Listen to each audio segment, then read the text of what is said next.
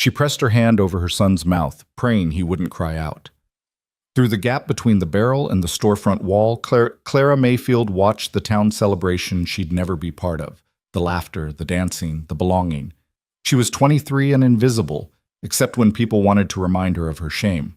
An unmarried mother, a cautionary tale, a woman no decent man would ever choose. But today, a stranger's eyes found her hiding place. Not with disgust, not with pity, with something that terrified her more than judgment ever could. Genuine concern. And in that moment, everything changed. Before we begin Clara's journey, hit that like button and comment which city you're watching from. I want to see how far this story travels. Now let's step into Red Hollow, 1882. The summer sun beat down on Red Hollow like a hammer on an anvil, turning the dirt streets into rivers of dust that clung to everything. Skin, clothes, hope. Clara Mayfield stood in the narrow alley behind Thornton's General Store, her back pressed against the rough wooden planks, her 5-year-old son Eli tucked against her side. His small hand clutched the fabric of her faded calico dress, and she could feel his heart beating fast against her ribs. "Mama, why can't we go see the parade?" Eli whispered, his brown eyes, so much like hers, so much like the father who'd abandoned them both, looking up at her with that mixture of confusion and acceptance that broke her heart every single day. "Hush now, sweetheart," Clara murmured, smoothing his dark hair with trembling fingers. "We'll watch from here. It's cooler in the shade." It was a lie, and they both knew it. There was no cool anywhere in Red Hollow this July afternoon, least of all in the shadows where people like Clara belonged. The sound of fiddle music drifted through the air, accompanied by laughter, and the thunder of horses' hooves as the Independence Day celebration took over Main Street. Clara could picture it all without looking. The bunting strung between buildings, the children waving small flags, the women in their Sunday best gathered in clusters, their voices rising and falling like sparrows at a watering hole. Talking, always talking, and she knew what they talked about.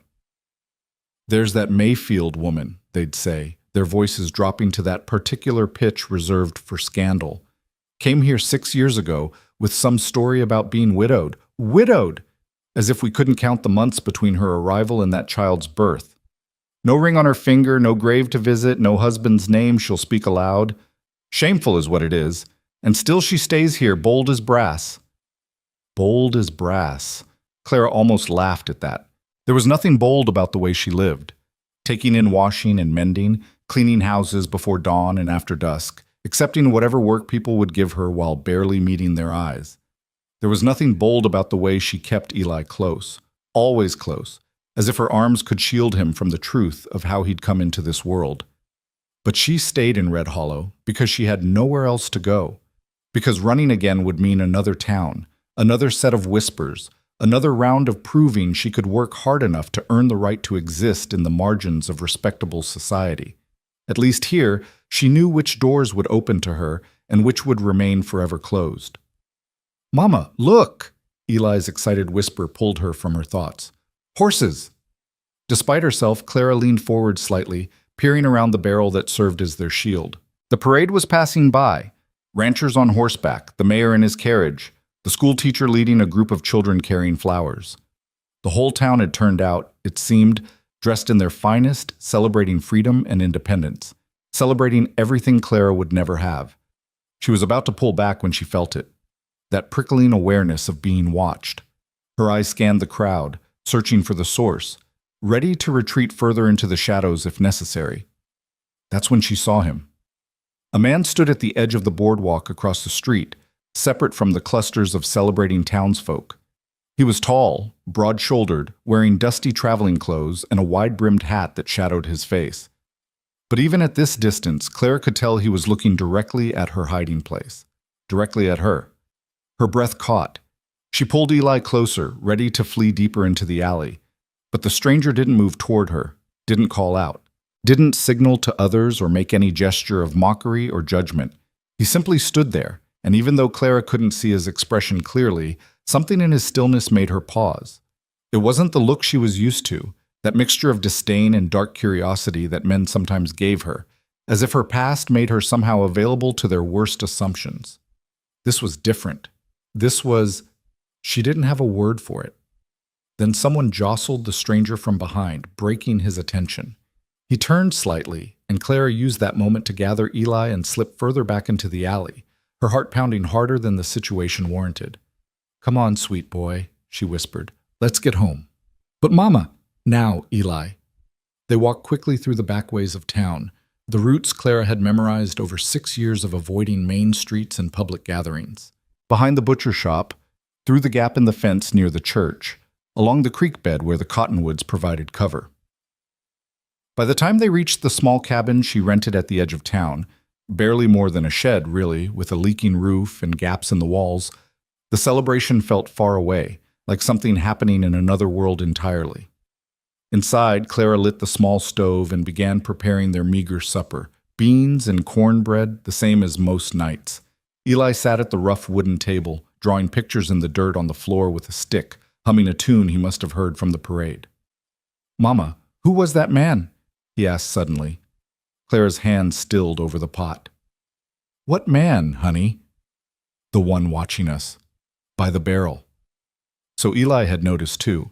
Clara forced her voice to remain calm. "Just someone passing through, I expect. Red Hollow gets a lot of travelers this time of year. He had a nice face." "You couldn't even see his face properly, Eli." Still knew it was nice. Her son's certainty made Clara smile despite herself. Eli had always been like that, reading people with an instinct that sometimes frightened her. As if he could see past the surfaces everyone else presented. She wondered what he saw when he looked at her. That night, after Eli fell asleep on their shared bedroll in the corner, Clara sat by the window and looked out at Red Hollow. Lamplight glowed in distant windows. Somewhere, someone was playing a piano. The celebration had moved to the church social hall, where the respectable families would dance and eat and remind each other of their place in the community's hierarchy. And here she was, as always, on the outside looking in. Clara pressed her forehead against the cool glass. She was 23 years old. Sometimes she felt ancient, as if she'd lived several lifetimes already. Sometimes she felt impossibly young, like a girl playing at being a mother, hoping no one would notice she was making it all up as she went along. The truth was somewhere in between, she supposed. The truth was that she'd been 17 when she'd believed Charles Whitmore's promises. 17 when she'd let herself imagine a future that included love and marriage and all the things young girls dreamed about. 17 when he'd gotten what he wanted and disappeared, leaving her alone and ruined and carrying his child. Her parents had given her 2 choices: give up the baby or leave their home. Clara had chosen Eli, would choose him again, 1,000 times over. But that choice had cost her everything else. Her family, her reputation, any chance at the life she'd once imagined. And yet, she thought, watching Eli sleep, his small chest rising and falling in the lamplight, she'd gained something precious too. Someone who loved her unconditionally. Someone who thought she hung the moon and stars. Someone who made every hard day worthwhile, even if it meant hiding behind barrels at parades. Even if it meant a lifetime of being invisible. Clara was about to turn away from the window when she saw him again, the stranger from the parade. He was walking down the street, his gait unhurried, his hands in his pockets. As he passed under a street lamp, she got a better look at his face. Lean, weathered, probably early 30s. Not handsome in any conventional way, but striking. The kind of face that suggested hard living and quiet strength. He glanced toward her cabin, just a brief look, probably coincidental, and Clara jerked back from the window, her pulse racing. "Stop it," she told herself firmly. "Stop reading meaning into nothing. He's just a stranger passing through. Tomorrow he'll be gone and you'll still be here, same as always." But that night, for the first time in longer than she could remember, Clara dreamed of something other than survival. She dreamed of being seen. The next morning, Clara woke before dawn as always, leaving Eli sleeping while she headed to Mrs. Thornton's house for her weekly cleaning job.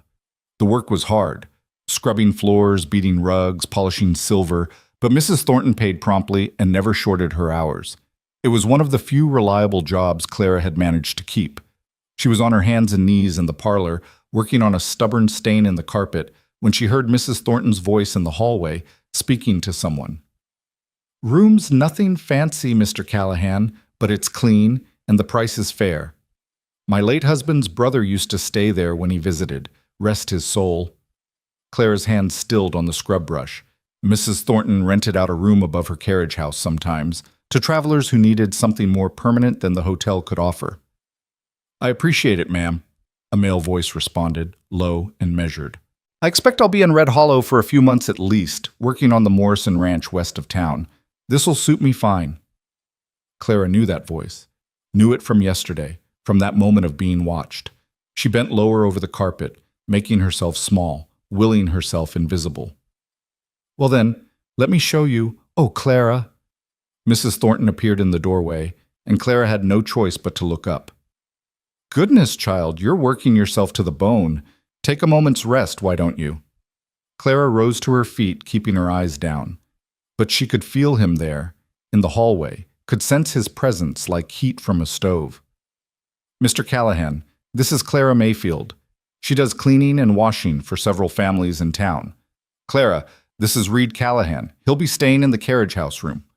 Clara forced herself to look up, to meet his eyes for just a moment. They were gray, she noticed. Storm cloud gray. And they held that same quality from yesterday, that watchful concern that made her want to flee and stay in equal measure. Ma'am, Reed said, touching the brim of his hat in a gesture of respect that seemed genuine. Mr. Callahan, Clara managed, her voice barely above a whisper. An awkward silence stretched between them. Mrs. Thornton, sensing something she couldn't quite name, cleared her throat. Well then, let me show you the room. Clara, dear, there's fresh bread in the kitchen when you're ready for a break. They left, and Clara sank back down to the floor, her hands shaking. It didn't mean anything, she told herself. So he'd be staying in town for a while. So what?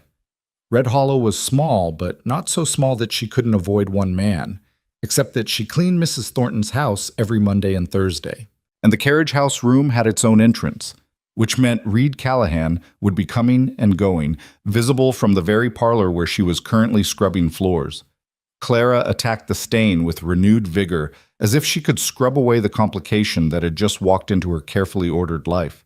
She was wrong about being able to avoid him. Over the next 2 weeks, Clara saw Reed Callahan everywhere. Not because he was following her, she was certain of that, but because Red Hollow was indeed small, and their paths crossed with the inevitability of stars in their orbits. He nodded to her at the general store, where she was buying flour with coins she'd saved for 3 weeks. He held the door for her at the post office, where she was mailing a letter to a woman 2 towns over who sometimes sent sewing work her way. He stepped aside on the boardwalk when she passed with Eli, giving them room even though propriety said she should be the one to yield. Each time he was polite, respectful, brief. He never tried to engage her in conversation beyond a simple greeting, never looked at her with anything other than that quiet acknowledgement that had marked their first encounter. It was driving her mad, because Clara didn't know what to do with kindness that asked for nothing in return. She understood transactions, work for pay, service for coins, labor for survival. She understood judgment and avoidance and the cold shoulder of respectability.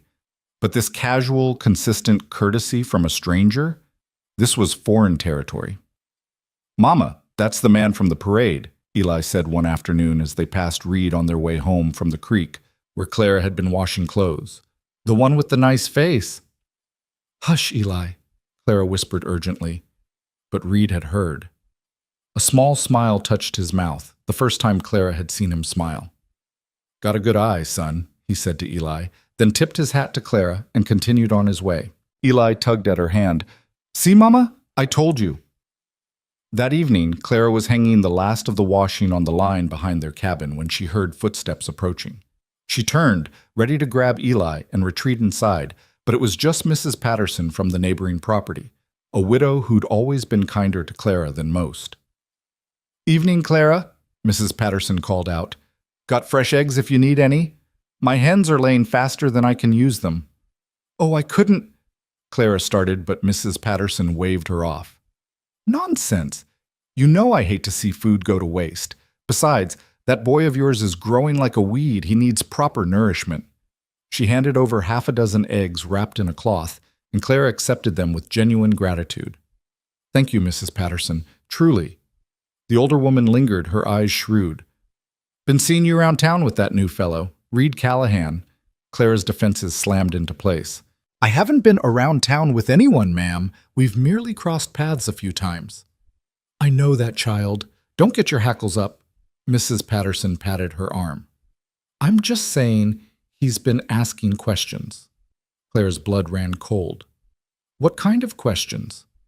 About work, mostly. About the town. But Mrs. Patterson hesitated. He asked about you, too. What did you tell him? Clara's voice came out sharper than she intended. The truth. That you're a hard worker and a good mother. That you keep to yourself and don't cause trouble. Mrs. Patterson's eyes softened. What did you think I'd say? Clara felt shame wash over her. I'm sorry, I know, honey, I know. Mrs. Patterson squeezed her hand. But maybe not everyone's looking to hurt you. Maybe some folks are just curious or kind. After she left, Clara stood in the gathering dusk, holding the eggs and feeling the weight of words she didn't quite believe. In her experience, curiosity always came with a price. Kindness always had strings attached. She wouldn't let herself hope otherwise.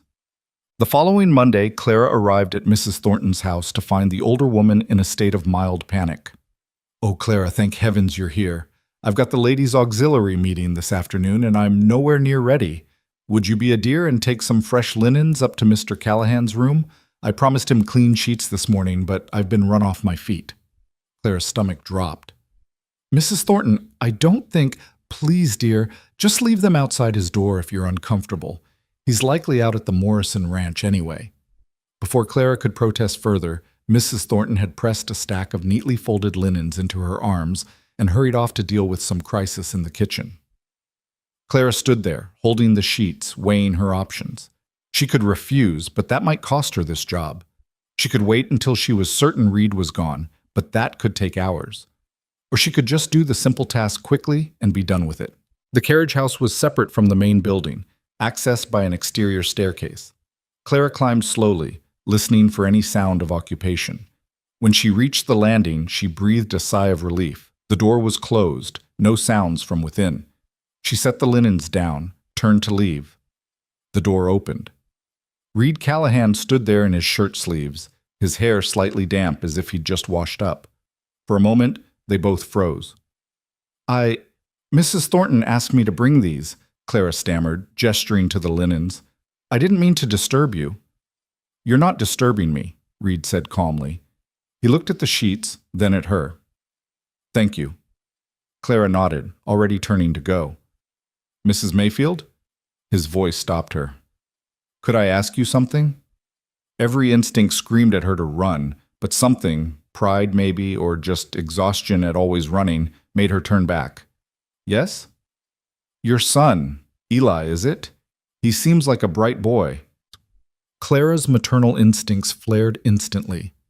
He's none of your concern, Mr. Callahan. I didn't mean any offense. Reed held up his hands in a placating gesture. I've seen him around town sometimes, watching the other children play. He never joins in. That's not your business, Clara said, her voice tight. You're right. It's not. Reed leaned against the doorframe, his expression thoughtful. But I was once a boy who watched from the outside too. I know what that's like. The admission surprised her. Clara studied his face, looking for mockery or manipulation, but found only honesty. I thought maybe he'd like to learn his letters, Reed continued. I'm no school teacher, but I can read and write well enough, if you were amenable to it. Clara's mind raced. Was this some kind of trick? Some way to get close to her, to take advantage?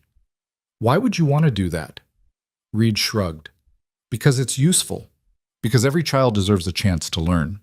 Because, he paused, choosing his words carefully. Because I can. The school won't take him, Clara said, the admission bitter on her tongue.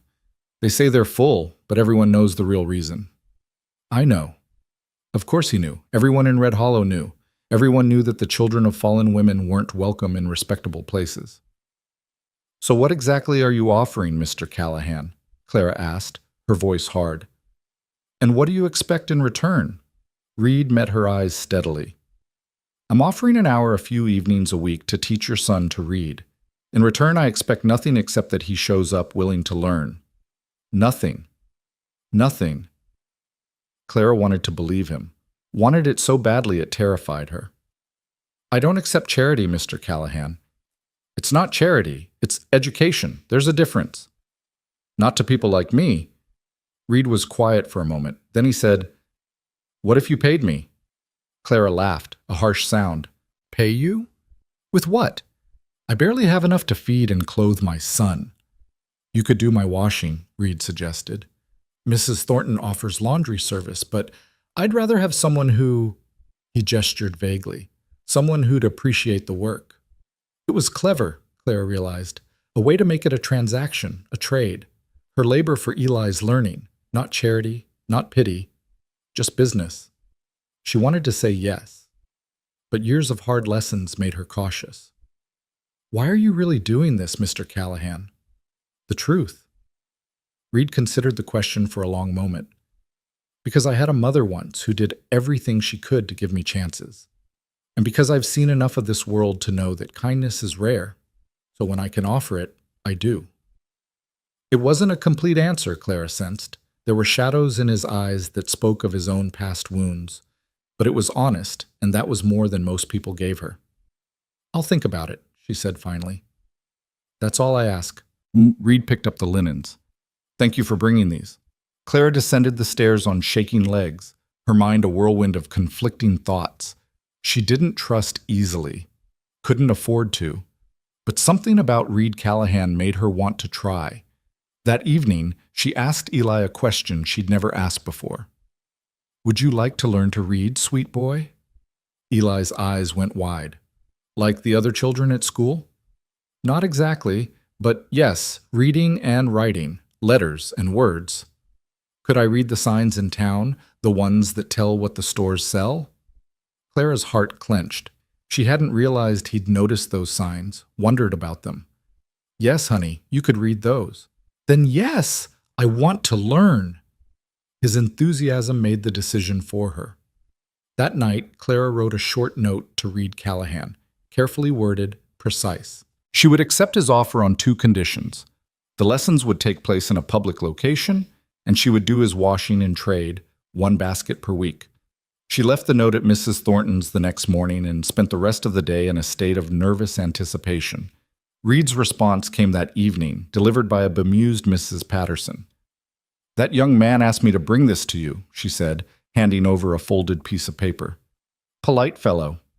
After she left, Clara opened the note with trembling fingers. Mrs. Mayfield, your terms are acceptable. We could meet at the church steps if Reverend Matthews allows it. Weather permitting, of course. Would Tuesday and Thursday evening suit? I'll wait for your confirmation. Respectfully, Reed Callahan. Clara read it 3 times, looking for hidden meanings or implications. Finding none, she wrote a simple response. Tuesday and Thursday evenings will suit. Thank you. It was only after she'd sent her reply that Clara allowed herself to feel the full weight of what she'd agreed to. For the first time in Eli's life, someone outside their small circle was offering to help. Someone was choosing to invest time and effort in her son. Someone was seeing them as worthy. Clara pressed her hand to her mouth, holding back the sob that wanted to escape. She couldn't let herself hope. Hope was dangerous. Hope led to disappointment and heartbreak. But as she tucked Eli into bed that night and told him about the reading lessons, seeing his face light up with pure joy, Clara felt something crack in the armor she'd built around her heart. Maybe, just maybe, Reed Callahan was exactly who he seemed to be, and maybe, just maybe, that was the most dangerous thing of all. The first lesson took place on a warm Tuesday evening, with the sun painting the sky in shades of orange and pink. Clara sat on a bench near the church steps, pretending to mend a shirt while actually watching every moment of the interaction between Reed and Eli.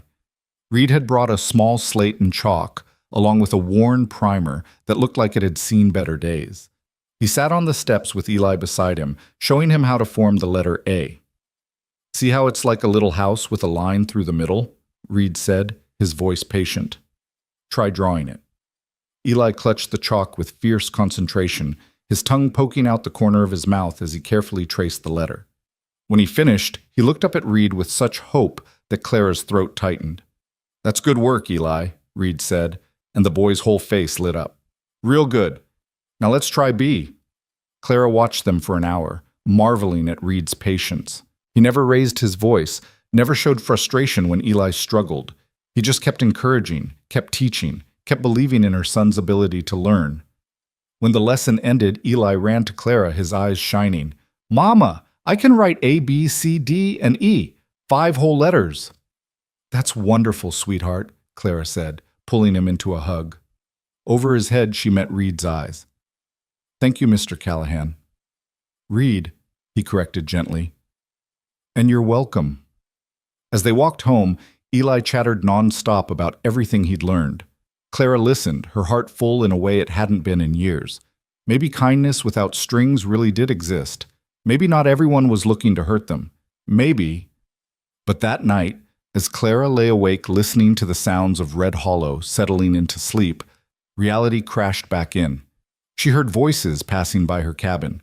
Women's voices, sharp with judgment. "Did you see her at the church today, letting that stranger teach her bastard child?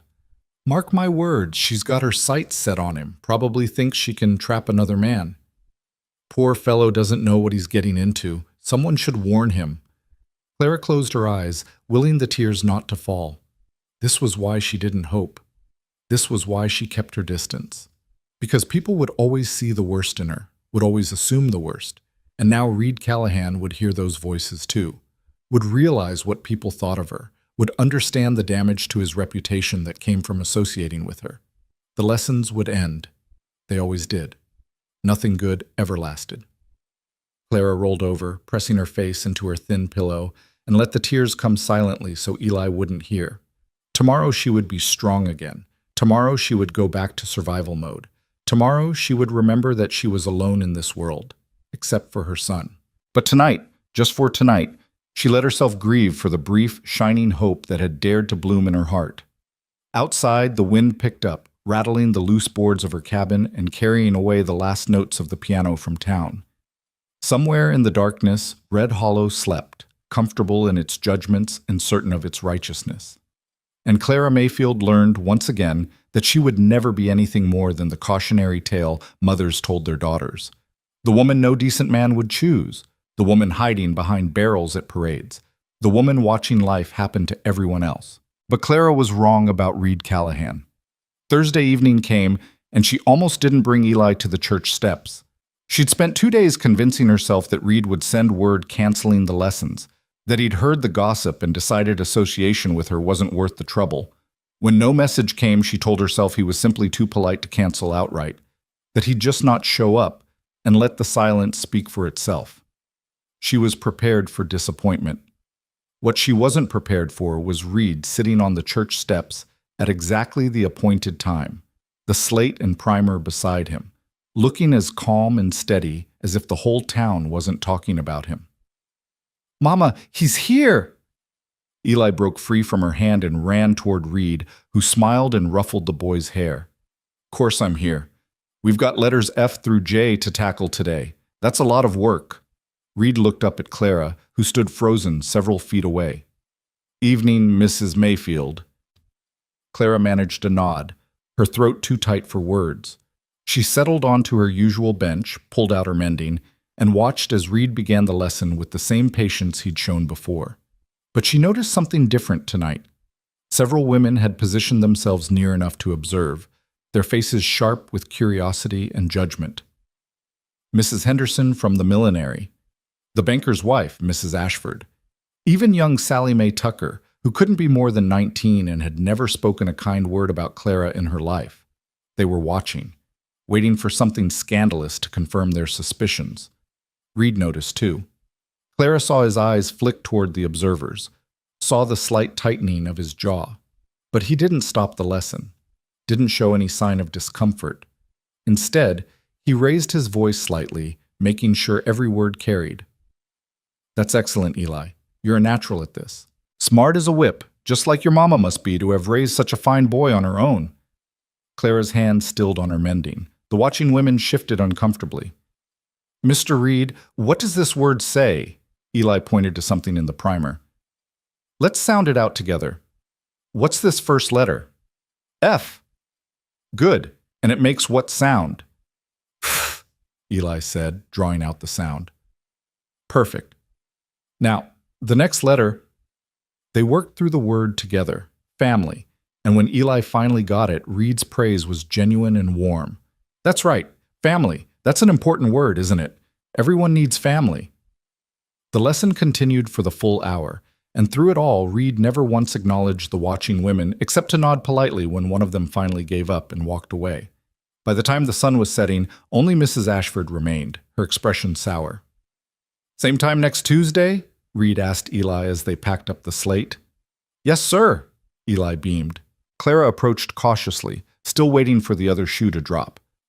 Mr. Callahan, Reed, I should tell you that people are talking. I know. It might damage your reputation, being seen with us. Reed stood, dusting off his pants. He looked at her directly, those gray eyes steady. Mrs. Mayfield, I've been a lot of places and done a lot of things in my life. I've learned that reputation means different things to different people. The kind of reputation I want isn't the kind that's damaged by teaching a child to read. But the things they're saying, let them say what they want. His voice was firm but not unkind. Their words can't touch what's true.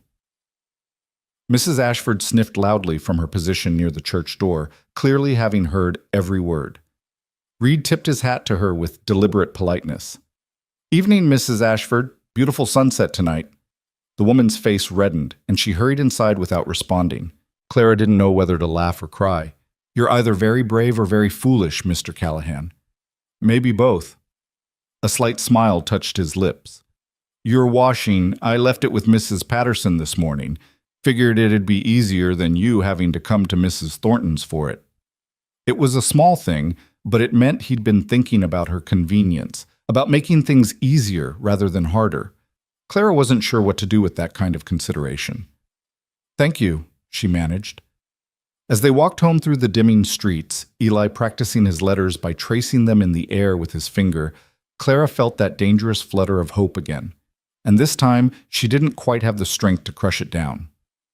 Over the next 2 weeks, the lessons continued like clockwork. Tuesday and Thursday evenings, Reed and Eli on the church steps, Clara on her bench pretending not to notice the way the town watched and whispered. But something was shifting, subtle as the change of seasons. Reed never hid his association with them.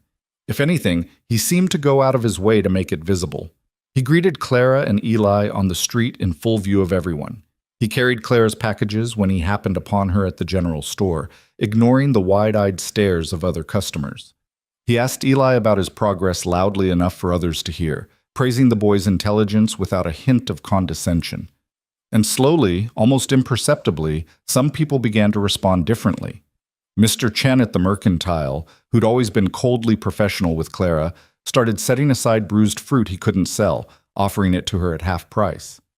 For the boy, he'd say gruffly. Growing children need their vitamins. Mrs. Patterson became more openly friendly, inviting Clara and Eli over for supper one evening.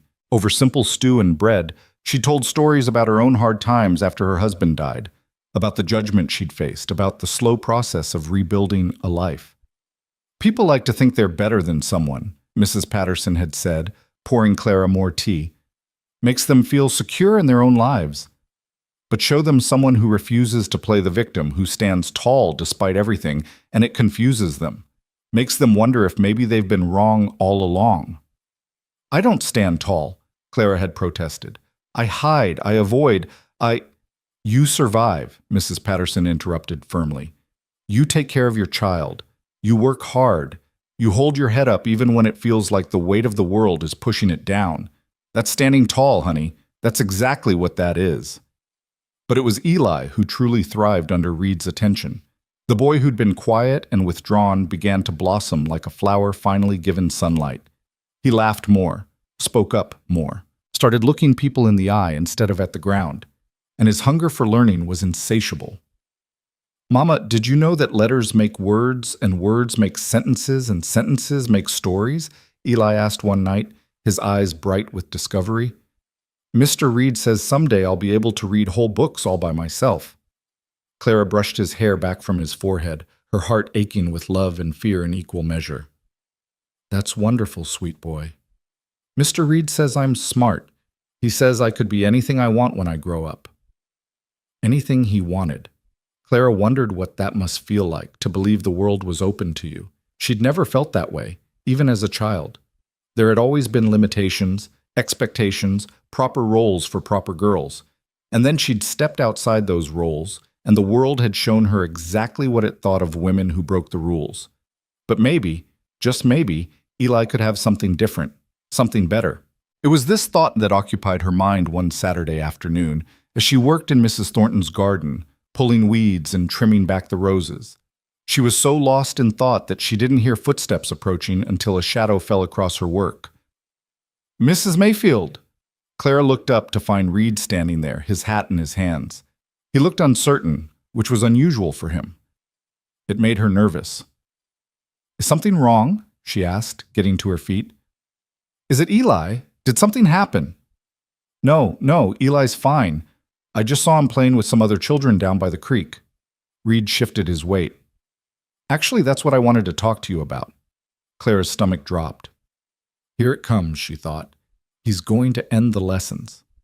If this is about the talk in town, it's not. Well, not exactly. Reed glanced around, then seemed to come to a decision.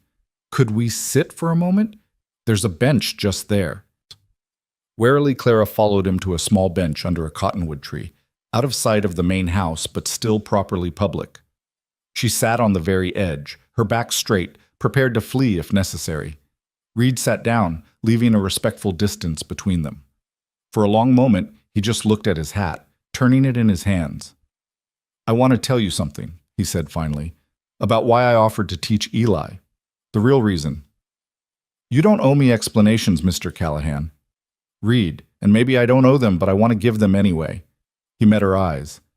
"I told you I had a mother who gave me chances. What I didn't tell you is that she was a lot like you." Clara stiffened. "What do you mean?" "She had me young, wasn't married. My father was a man who made promises he didn't keep." Reed's voice was matter-of-fact, but Clara could hear the old pain underneath. "She worked herself nearly to death trying to provide for me, trying to give me opportunities. And people judged her for it, whispered about her, made our lives harder than they needed to be." "I'm sorry," Clara whispered. "She died when I was 15, worked herself into an early grave." Reed's jaw tightened. "And the people who judged her, who'd made her life hell, they came to her funeral and talked about what a tragedy it was. How sad. How unfortunate.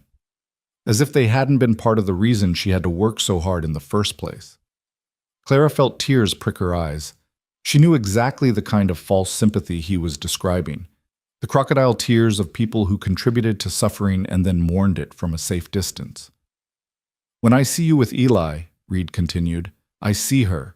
I see the same fierce love, the same determination, the same refusal to let shame define you.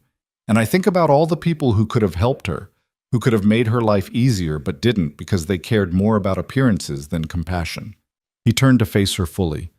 "I can't change what happened to my mother. Can't go back and make those people treat her better, but I can help you. I can be the person I wish someone had been for her." Clara's throat was too tight to speak. She'd been so certain that everyone's kindness came with strings, with expectations, with hidden costs. But this was something different.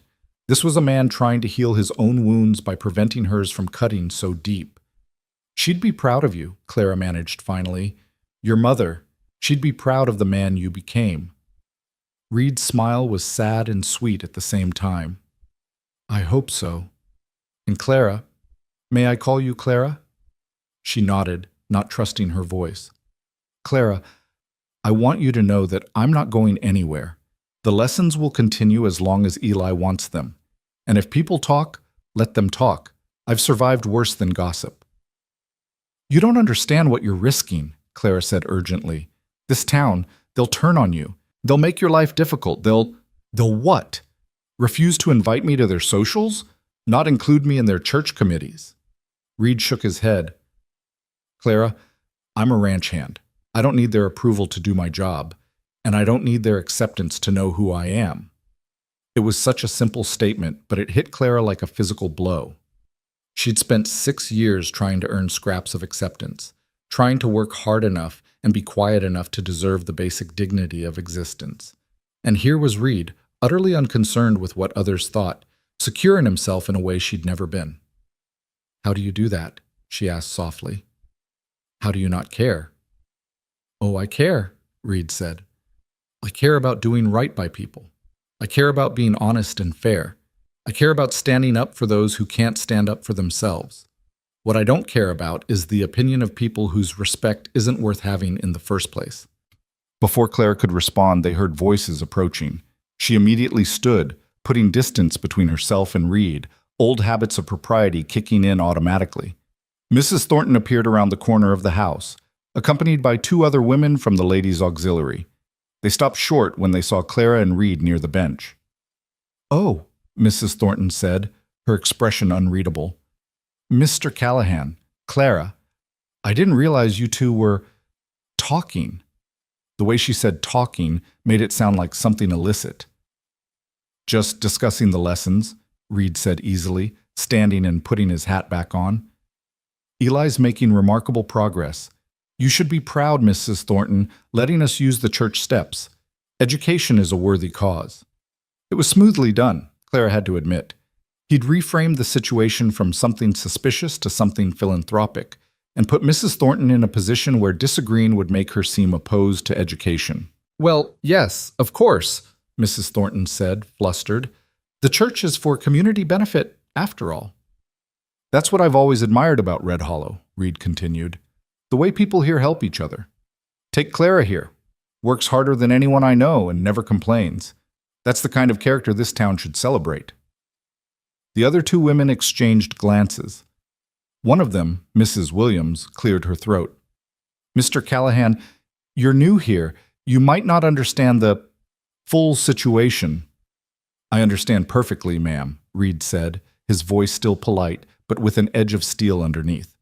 "I understand that Clara Mayfield has been raising a fine boy on her own under difficult circumstances.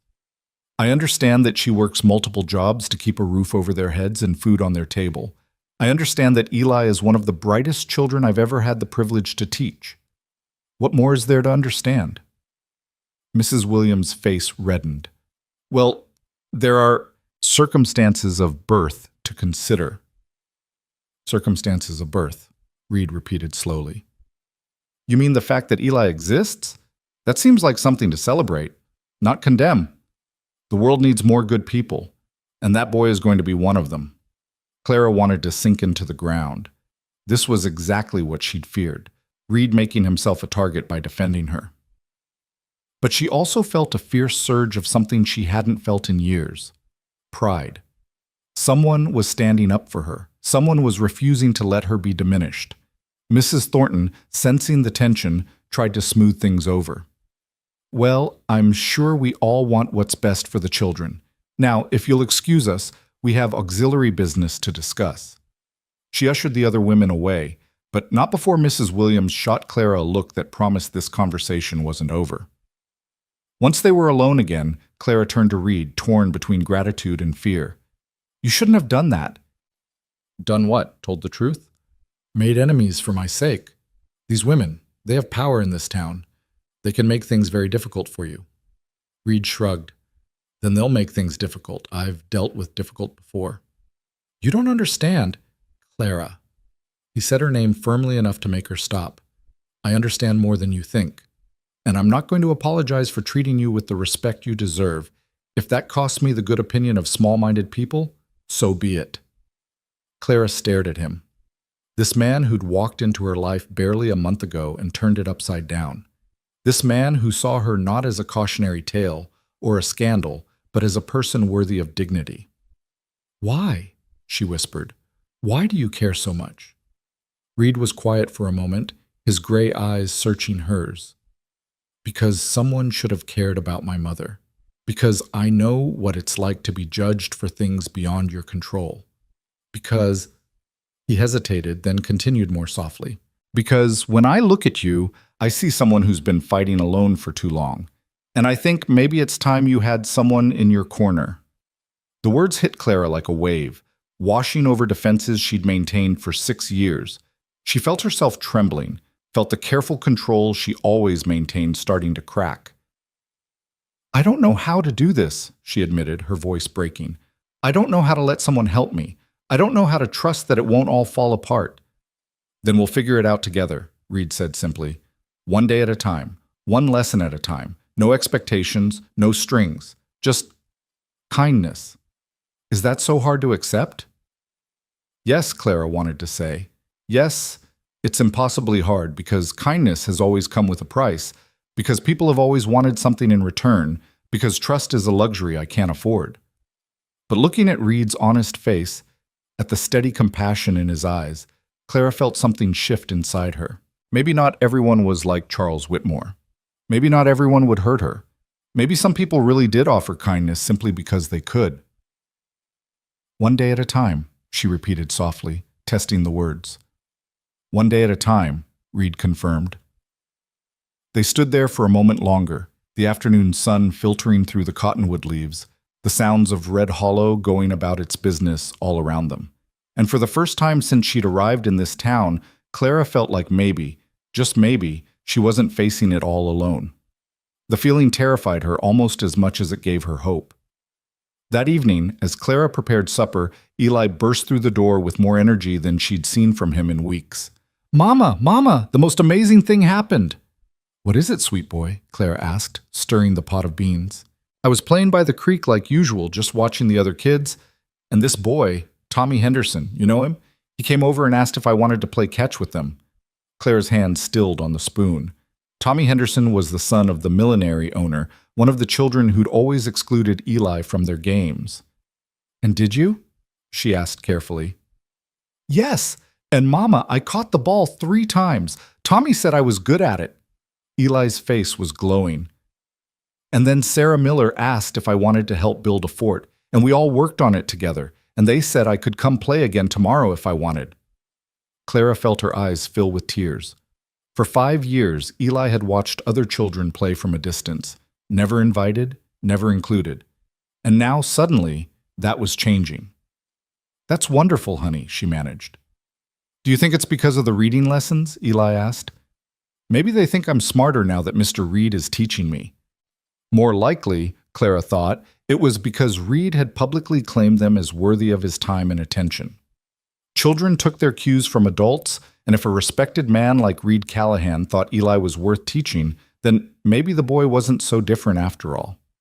It was a small shift, fragile as spring ice, but it was something. After Eli fell asleep that night, Clara sat by the window and thought about all the ways her life was changing. The small kindnesses from Mr. Chen, Mrs. Patterson's friendship, Eli's reading progress, and through it all, steady as a heartbeat, Reed Callahan's presence. She thought about what he'd told her about his mother, about his reasons for helping them. It made sense now, the way he treated Eli with such patient attention, the way he refused to let Clara's past define her present.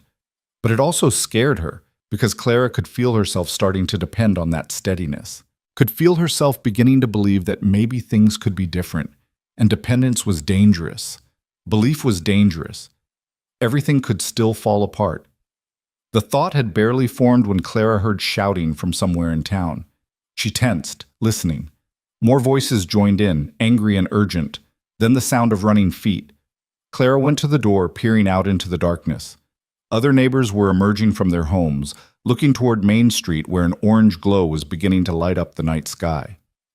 Fire. Mrs. Patterson appeared at her fence. "Clara, there's a fire at the Morrison Ranch. They're calling for all able-bodied men to help." The Morrison Ranch, where Reed worked. Clara's heart seized in her chest. She looked back at Eli, sleeping peacefully, then at Mrs. Patterson. "Can you watch him?" she asked urgently. "Of course, but Clara, where are you?" But Clara was already running, her skirts hiked up, her feet flying over the dark streets toward the glow on the horizon. She told herself it was just concern for a fellow human being, that anyone would want to know if the ranch hands were safe. But deep down, she knew the truth. Somewhere between the first reading lesson and today, Reed Callahan had become important to her, more than just Eli's teacher. more than just a kind stranger, and the thought of something happening to him made her chest tight with a fear she hadn't let herself feel in 6 years. By the time Clara reached the outskirts of town, a crowd had gathered. Men with buckets were organizing a water line. Women were setting up bandages and medical supplies. And in the distance, the Morrison Ranch barn blazed against the night sky like a bonfire. Clara searched the crowd frantically, looking for Reed's tall form. She pushed through clusters of people, ignoring the surprised looks and whispered comments about her presence. "Have you seen Reed Callahan?" she asked anyone who would listen. The ranch hand, tall, gray eyes. "He's out there," someone said, pointing toward the burning barn. He and Morrison were trying to get the horses out. Clara's blood ran cold. She pushed forward, getting as close as the heat would allow, her eyes straining through the smoke and chaos. And then she saw him. Reed emerged from the barn leading 2 panicked horses, his face covered in soot, his shirt singed. He handed the horses off to waiting hands and turned back toward the inferno. "Reed!" Clara screamed his name without thinking, without caring who heard. He turned, shocked to see her there. For a moment, their eyes met across the distance. Then Morrison grabbed Reed's arm, shouting something Clara couldn't hear over the roar of the flames. Reed shook his head, gesturing back at the barn. There were still horses inside. Clara watched in horror as Reed tied a wet cloth over his face and plunged back into the burning building. The crowd held its collective breath. Seconds felt like hours. When Reed emerged again, leading 3 more horses and coughing violently, Clara felt something inside her break wide open. All the careful walls she'd built, all the protection she'd wrapped around her heart, all the defenses that had kept her safe and alone, they crumbled like ash. She cared about this man, cared in a way that went beyond gratitude, beyond friendship, beyond anything she could safely contain. And caring, Clara had learned long ago, was the most dangerous thing of all. The fire burned for 3 more hours before the last flames were finally extinguished. By then, the barn was a total loss, reduced to smoking timbers and ash. But all the horses had been saved, and miraculously, no one had been seriously injured. Clara stood at the edge of the dispersing crowd, her heart still hammering in her chest, watching as Reed accepted a blanket from Mrs. Morrison and a cup of water from one of the other ranch hands. His face was black with soot, his clothes ruined, but he was alive. He was whole. She should leave, should slip away before anyone noticed her, before questions were asked about why she'd run all the way out here in the middle of the night. But her feet wouldn't move. She stood rooted to the spot, unable to look away from Reed's tall form. And then, as if sensing her presence, Reed turned and looked directly at her. The crowd seemed to fall away. The noise and chaos faded. For a heartbeat, there was only the 2 of them, connected by something Clara couldn't name and didn't dare examine too closely. Reed handed the blanket to someone and started walking toward her, his gait steady despite obvious exhaustion. Clara's breath caught as he approached, close enough now that she could see the concern in his gray eyes, despite the soot streaking his face.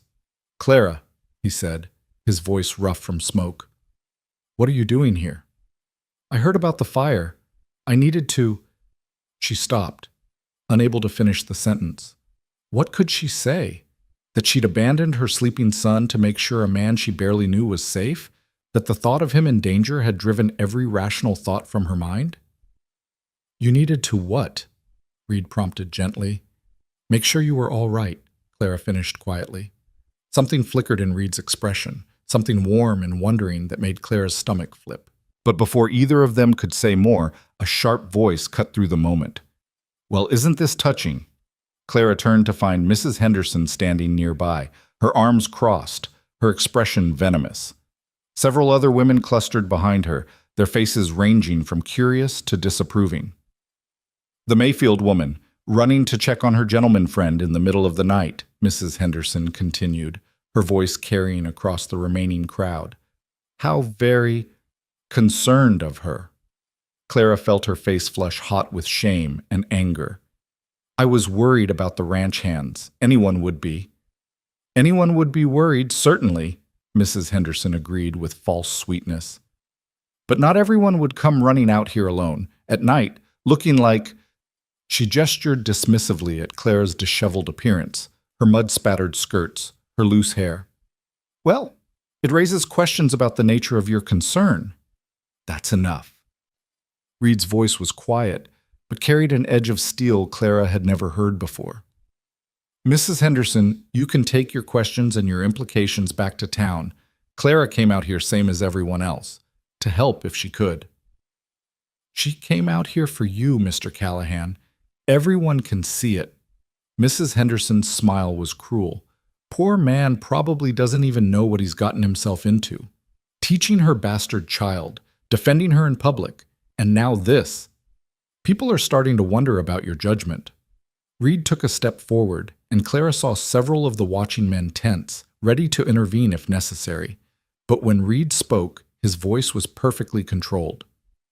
My judgment is just fine, ma'am. What concerns me is yours. A barn just burned down, horses could have died, men risked their lives, and you're standing here gossiping like this is a church social. That tells me everything I need to know about your priorities. Mrs. Henderson's face mottled with anger. How dare you speak to me that way? I'm a respected member of this community. I have standing. You have a poisonous tongue and too much time on your hands, Reed said flatly. And I'm done listening to you use both against someone who's done nothing to deserve it. A shocked silence fell over the remaining crowd. No one spoke to Mrs. Henderson this way. Her husband owned the millinery and sat on the town council. She wielded considerable social power in Red Hollow, but Reed didn't seem to care. Clara, he said, turning his back on Mrs. Henderson entirely, let me walk you home. It's late. I can manage on my own, Clara said automatically, even as every part of her wanted to accept his offer. I know you can, but I'd like the company if you don't mind. It was perfectly phrased, framing it as his need rather than hers, giving her a way to accept without appearing to need rescuing. Clara found herself nodding before she could think better of it. They walked away from the smoking ruins of the barn, leaving behind the clusters of whispering townsfolk. Clara could feel their eyes boring into her back, could imagine the conversations that would take place tomorrow. But for once, she couldn't bring herself to care as much as she should.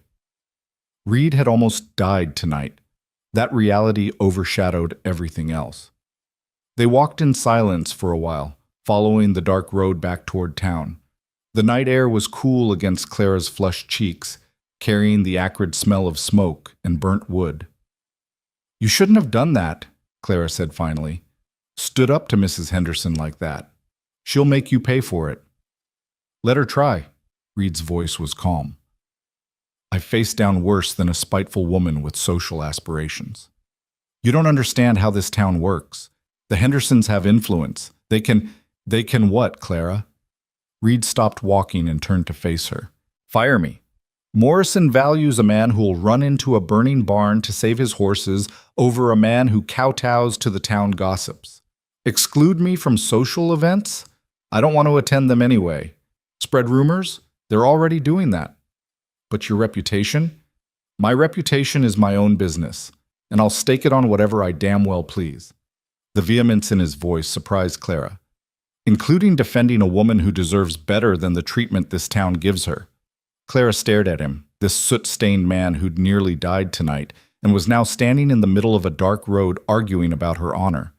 It was absurd. It was terrifying. It was the most romantic thing anyone had ever done for her. The thought shocked her so much she actually stepped back. What is it? Reed asked, concerned. Did I say something wrong? No, Clara wrapped her arms around herself. I don't understand you, Reed Callahan. I don't understand why you care so much about this. About me? Reed was quiet for a long moment, his expression unreadable in the darkness. When he spoke, his voice was softer. Do you want to know what I saw that first day? At the parade? Clara nodded, not trusting her voice. I saw a woman who was beautiful and sad, hiding in the shadows with her son, protecting him. And I saw the way she looked at the celebration, not with envy exactly, but with this longing, like she was watching a life she'd never be allowed to have. Reed took a careful step closer. And I thought, that's wrong. That's fundamentally wrong that someone should have to hide like that. I made my choices, Clara whispered. I knew the consequences. Did you? Or were the consequences decided for you by people who'd made their own mistakes but had the money and position to hide them better? Reed shook his head. Clara, you were 17. You were lied to by a man who should have known better. And instead of that man facing consequences, you've paid the price for 6 years. Where's the justice in that? There is no justice, there's just what is. Then maybe it's time for what is to change. Clara laughed, a bitter sound. Change? In Red Hollow? Reed, these people have known me for 6 years and still treat me like a leper. What makes you think anything's going to change now? Because I'm not going anywhere. Reed's voice was firm. And I'm not going to stop treating you with respect. I'm not going to stop teaching Eli. I'm not going to stop standing up to people like Mrs. Henderson when they try to diminish you. And eventually, maybe other people will start to see what I see. What do you see? The question escaped before Clara could stop it. Reed looked at her for a long moment, and even in the darkness, Clara could see the intensity in his eyes. I see a woman who's stronger than she knows. A mother who'd sacrifice anything for her child. Someone who works 3 times as hard as anyone else and never complains. Someone who's been beaten down by life but refuses to stay down. He paused. I see someone worth knowing, worth defending, worth... He trailed off, but the unspoken word hung between them like smoke. Worth loving. Clara's heart was pounding so hard she was certain Reed could hear it.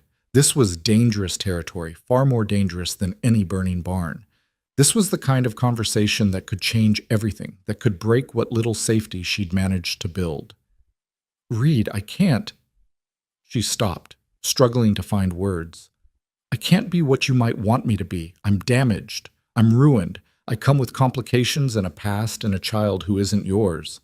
Any association with me will only bring you trouble. You're not damaged, Reed said firmly.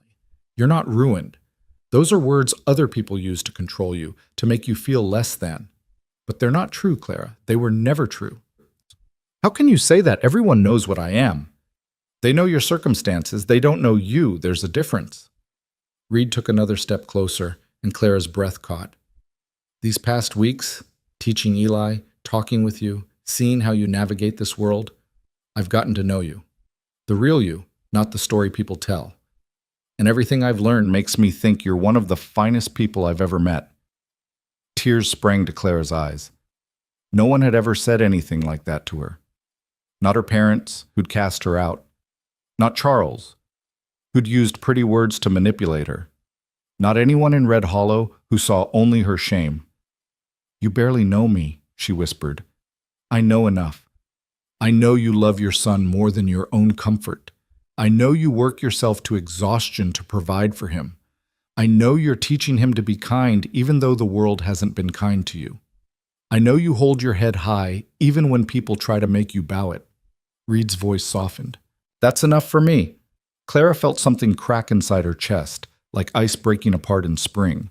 All the fear, all the shame, all the years of holding herself rigid and alone, it all came flooding out in a rush of tears she couldn't control. She pressed her hands to her face, trying to hold it together, but it was too late. The dam had broken. And then Reed's arms were around her, pulling her gently against his chest, and Clara found herself sobbing into his soot-stained shirt while he held her and murmured soft, wordless sounds of comfort. I'm sorry, she gasped between sobs.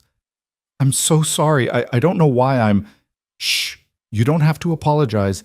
You don't have to be strong every second of every day. Reed's hand moved in slow circles on her back. It's all right to let it out. So Clara did. She cried for the girl she'd been at 17, so full of hope and dreams. She cried for the years of loneliness and struggle. She cried for all the times she'd had to be brave when she was terrified, strong when she was breaking. She cried for Eli, growing up with a mother who was too afraid to let anyone close.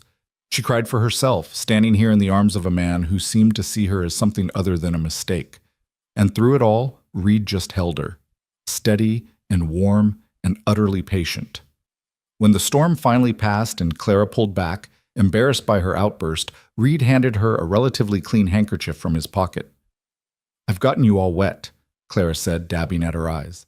I was already covered in soot and sweat. A few tears won't hurt anything. Reed smiled gently. Feel better? Surprisingly, she did. Clara felt lighter somehow, as if crying had released some of the weight she'd been carrying for so long. Yes, she admitted. Thank you.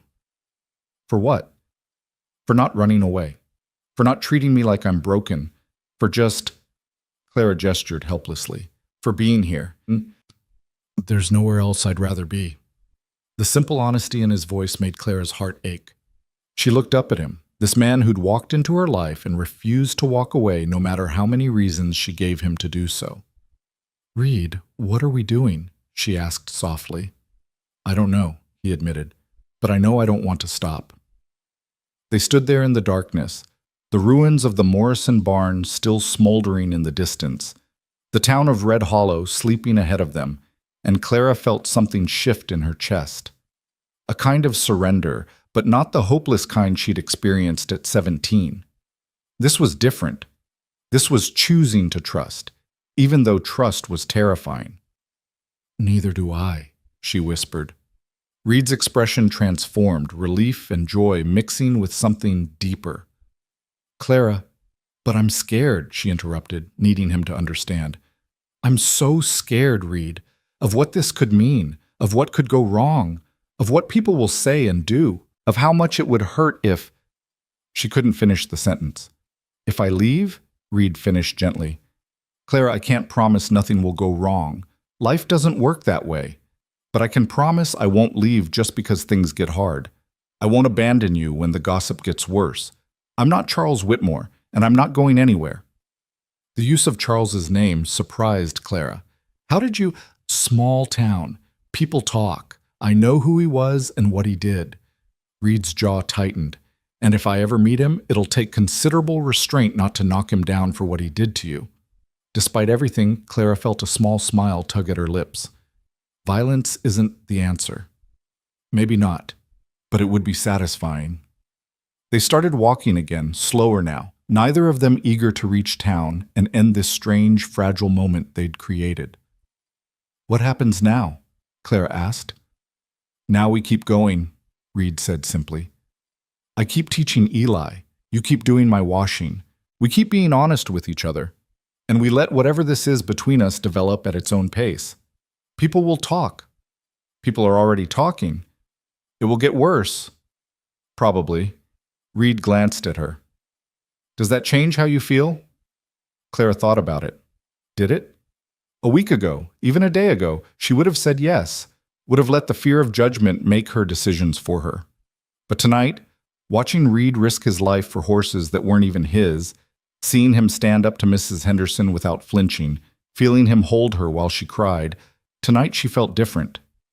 No, she said, surprising herself with the certainty in her voice. It doesn't change how I feel. And how do you feel? It was a direct question, the kind Clara usually deflected or avoided, but Reed had been nothing but honest with her. He deserved honesty in return. Terrified, she admitted, but also hopeful, which terrifies me even more, because hope is dangerous. Hope is necessary, Reed countered. Without it, we're just surviving. And Clara, you deserve more than survival. You deserve a life. They reached the edge of town where the houses began and the open road ended. Clara could see her small cabin in the distance, could make out Mrs. Patterson's place next door where Eli was hopefully still sleeping peacefully. I should go check on Eli, she said reluctantly. Of course. Reed stopped walking but didn't immediately step away. Clara, there's something I want to ask you, but if it's too much, too soon, just say so. Clara's heart started racing again. What is it? The town social. It's in 2 weeks. Would you… Reed took a breath. Would you let me escort you, publicly, as my guest? Clara's mind reeled. The town social was Red Hollow's biggest event of the summer. Everyone attended, everyone watched. It was where social hierarchies were reinforced, where acceptable people mingled and unacceptable people were excluded. Clara had never been invited to a town social, had never even considered attending one. Reed, I can't. They wouldn't let me in. And even if they did, it would cause such a scene. They can't bar you from entering, Reed said. It's a public event, held in the church hall. And yes, it will cause a scene. That's rather the point. Clara stared at him. You want to cause a scene? I want to make a statement, Reed corrected. I want everyone in Red Hollow to see that I choose to be with you, that I'm not ashamed of it, that I think you're worthy of respect and dignity. He held her gaze. But only if you want to. I won't push you into something you're not ready for. It was too much, too public, too risky. Everything in Clara screamed to refuse, to protect herself, to stay in the shadows where it was safe. But then she thought about Eli, laughing with the other children for the first time, about the small shifts she'd seen in how some people treated her, about the way Reed had held her tonight, making her feel safe and valued, about the life she wanted versus the life she'd settled for. Can I think about it? She asked. Of course. Take all the time you need. Reed smiled. Though I should warn you, if you say yes, I'm going to ask you to dance, in front of everyone. The image was so absurd, so impossible, that Clara actually laughed. You're either very brave or completely insane. Told you before. Probably both. Reed's expression grew serious. But Clara, whether you come to the social or not, whether you ever feel ready for something public or not, I want you to know, I'm on your side. I'm in your corner. That doesn't change. Clara felt tears threaten again. She'd been alone for so long, fighting every battle by herself, that having someone explicitly declare themselves as her ally felt overwhelming. Thank you, she whispered. Thank me by getting some rest. It's been a long night. Reed touched her arm briefly, a feather-light gesture. And Clara, you were brave to come out to that fire, to let yourself care enough to be worried. Don't forget that. He left her then, walking toward Mrs. Thornton's house where his room waited. Clara stood in the darkness, watching him go, her mind spinning with everything that had happened. She'd cried in his arms. He'd asked her to the social. He'd said she was worth knowing, worth defending, worth whatever that unfinished sentence might have contained. Clara walked to Mrs. Patterson's house and quietly retrieved Eli, who barely stirred as she carried him home. She tucked him into their bedroll, then sat by the window as she'd done so many nights, looking out at Red Hollow. But tonight, the town looked different somehow, less like a prison and more like a place where change might actually be possible. Reed Callahan had walked into her life like a storm, disrupting everything she'd carefully constructed. And despite all her fear, despite all the reasons she should run, Clara found herself hoping that the storm wouldn't pass. She touched her fingers to the place on her arm where Reed had briefly made contact, could still feel the warmth of his arms around her, could still hear his voice saying she wasn't damaged or ruined. 2 weeks. The social was in 2 weeks. Clara didn't know if she'd have the courage to accept Reed's invitation, but for the first time in 6 years she was actually considering it, and that, in itself, was a kind of revolution. The next morning, Clara woke to find Red Hollow buzzing with news of the fire and its aftermath. But as she made her way through town doing her various jobs, she realized the gossip had taken an unexpected turn. People were talking about Reed's bravery, about how he'd risked his life for Morrison's horses, about how he'd been the first one into the barn and the last one out. Morrison himself was apparently singing Reed's praises to anyone who'd listen, calling him the finest ranch hand he'd ever employed. And tangled up in all that admiration was talk of Reed's defense of Clara. "Did you hear what he said to Mrs. Henderson?" one woman whispered to another as Clara passed by on the street. Called her out right there in front of everyone. Said she had a poisonous tongue. Well, someone needed to say it. Mildred Henderson's been ruling this town with gossip for too long. Still, to defend that Mayfield woman so publicly, maybe he sees something we don't. It was only 2 women, only one small conversation, but it was different from the usual talk. There was a hint of doubt, a crack in the certainty that had always surrounded judgment of Clara. At Mrs. Thornton's house, the older woman was unusually thoughtful as Clara worked. "That Mr. Callahan certainly is loyal," Mrs. Thornton said, watching Clara polish the silver. "Doesn't back down when he believes in something." "No, ma'am," Clara said carefully. "Reminds me of my late husband in that way. He once stood up to the whole town council over a matter of principle. Cost him business for a while, but he never regretted it." Mrs. Thornton paused. "Sometimes it takes someone from outside to show us when we've been wrong about something." Clara's hand stilled on the teapot she was polishing. "Mrs. Thornton? I've known you for 6 years, Clara. Watched you work yourself near to death to provide for that boy. Never once seen you shirk a job or complain about your lot.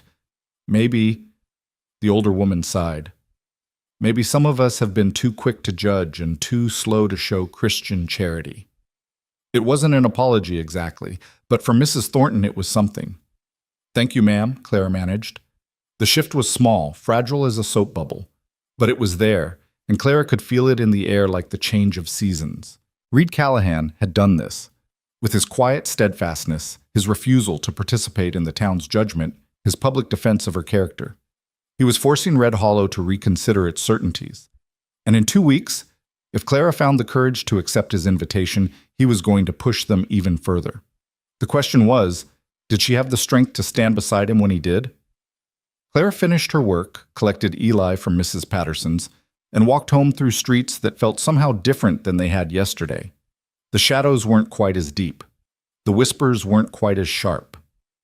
And for the first time since arriving in Red Hollow, Clara allowed herself to imagine walking into that church hall on Reed Callahan's arm, her head held high, claiming a place at the table she'd been denied for so long. The image terrified her, but it also, secretly, thrilled her. Because maybe Reed was right. Maybe it was time for what was to change. Maybe it was time for Clara Mayfield to stop hiding and start living. And maybe, just maybe, she didn't have to do it alone. The days leading up to the social passed in a strange blur of anticipation and dread. Clara went through her usual routines, cleaning houses, taking in washing, mending clothes by lamplight, but her mind was elsewhere, circling endlessly around Reed's invitation and what accepting it would mean. She hadn't given him an answer yet. Every time she opened her mouth to say yes, fear closed her throat. Every time she decided to refuse, she'd see Eli practicing his letters with such joy, or remember the feeling of Reed's arms around her, and the refusal would die unspoken. Reed, to his credit, didn't push. He continued the reading lessons with Eli twice a week, treated Clara with the same respectful kindness, and never once mentioned the social. But Clara could see the question in his eyes every time they parted, could feel it hanging in the air between them like morning mist. A week before the event, Clara was hanging washing behind her cabin when Mrs. Patterson appeared at the fence, her arms full of fabric. "Clara, dear, do you have a moment?" Clara wiped her damp hands on her apron and walked over. "Of course, Mrs. Patterson. What can I do for you?" The older woman's eyes were twinkling with barely suppressed excitement. "It's more what I can do for you.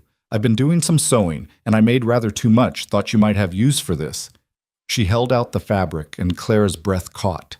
It was a dress, a beautiful dress in deep blue cotton, with delicate white piping at the collar and cuffs. Simple enough to be appropriate, but finer than anything Clara had worn in years. "Mrs. Patterson, I can't." "Before you say you can't, hear me out." Mrs. Patterson's expression grew serious. "I know Reed Callahan asked you to the social. Half the town knows. And I know you're afraid to go, but Clara, honey, I think you should." "Why?" Clara's voice came out barely above a whisper. "Because that young man is giving you a gift. He's offering to stand beside you publicly, to claim you as someone worthy of respect. That's not something that comes along often in life." Mrs. Patterson pressed the dress into Clara's hands. "And because I've watched you hide in shadows for 6 years, and I think it's about time you stepped into the light." Clara looked down at the dress, her vision blurring with tears. What if it goes terribly? What if people are cruel? What if it makes everything worse for Eli? "What if it doesn't?" Mrs. Patterson countered gently. "What if Reed's right? What if forcing people to see you differently starts to change how they treat you? You won't know unless you try." "I'm so scared," Clara admitted. "I know you are. But you're also one of the bravest people I know. You've survived things that would have broken a lesser woman. You've raised a beautiful child alone. You've held your head high when the whole world tried to make you bow it." Mrs. Patterson squeezed her hand. "This is just one more battle, honey, and this time you won't be fighting it alone." After Mrs. Patterson left, Clara took the dress inside and hung it carefully on a nail in the wall. It hung there like a promise, like a possibility, like a challenge. Eli noticed it immediately when he came home from playing with the other children, something that still made Clara's heart sing every time it happened. "Mama, that's a pretty dress. Where did it come from?" "Mrs. Patterson made it," Clara said, running her fingers over the soft fabric. "Are you going to wear it somewhere special?" Clara took a breath. "Maybe. There's a town social in a few days. Mr. Reed asked if I'd like to go with him." Eli's eyes went wide. "Like a party? With music and dancing?" "Yes. Something like that. Are you going to go? There was such hope in her son's voice that Clara's heart clenched. I don't know yet, sweet boy. I'm thinking about it. I think you should go, Eli said with the absolute certainty only a 5-year-old could muster. Mr. Reed is nice, and you deserve to go to parties too, Mama. Out of the mouths of babes, Clara thought. Her son, who'd seen her excluded from everything, who'd grown up knowing they were different, thought she deserved to attend the social. When had she stopped believing she deserved anything at all? That night, after Eli was asleep, Clara tried on the dress. It fit perfectly, as if Mrs. Patterson had known her measurements by heart. Clara stood in front of their small, cracked mirror and barely recognized herself. The woman looking back at her wasn't the worn-down washerwoman or the shamed single mother. She was just Clara, young still, at 23, with clear brown eyes and dark hair that fell in waves when she let it down from its usual severe bun. She was pretty, she realized with some surprise. Not beautiful like the fancy ladies in their imported gowns, but pretty in a quiet, natural way. When had she stopped seeing herself as anything other than a mistake? Clara touched her reflection in the mirror, tracing the face of the girl she'd once been, the one who'd believed in love and happy endings before life taught her otherwise. That girl was still in there somewhere, buried under layers of shame and survival. Maybe it was time to let her breathe again. The next morning, Clara found Reed at Mrs. Thornton's repairing a fence in the back garden. Her heart hammered as she approached. The words she'd rehearsed all night suddenly tangled on her tongue. Reed? He looked up, surprise and pleasure crossing his face. Clara, is everything all right? Is Eli? Eli's fine. He's with Mrs. Patterson. Clara twisted her hands in her apron. I wanted to talk to you about the social. Reed set down his hammer carefully, giving her his full attention. All right. I've been thinking about your invitation, about what it would mean, about everything. Clara forced herself to meet his eyes. And I've decided, if the offer still stands, I'd like to accept. Reed's face transformed, joy lighting his features like sunrise. Are you sure? I don't want you to feel pressured. I'm terrified, Clara interrupted honestly. I'm terrified it will be awful. I'm terrified people will be cruel. I'm terrified I'll embarrass you or make things worse for myself. She took a shaky breath. But I'm also tired of being scared, tired of hiding, tired of letting other people's judgment dictate my life. So yes, I'm sure. If you still want to escort me, I'll go. Reed closed the distance between them in 2 strides. For a moment, Clara thought he might embrace her, but he stopped himself, respecting the public setting. Instead, he took her hand gently, his calloused fingers warm against hers. I would be honored, he said, his voice rough with emotion. Truly honored, Clara. I have a dress, Clara found herself saying. Mrs. Patterson made it for me. It's blue. I'm sure you'll look beautiful. Reed smiled. Though you look beautiful now, covered in soap suds and worry. Clara felt heat rise to her cheeks. No one had called her beautiful in 6 years. You're just being kind. I'm being honest. There's a difference. Reed squeezed her hand gently before releasing it. The social starts at 7. I'll come by your cabin at 6:30 to walk you there? That would be... Yes. Thank you.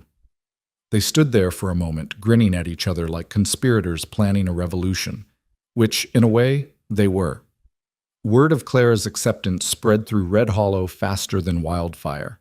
By afternoon, everyone seemed to know that Reed Callahan was publicly escorting the Mayfield woman to the social.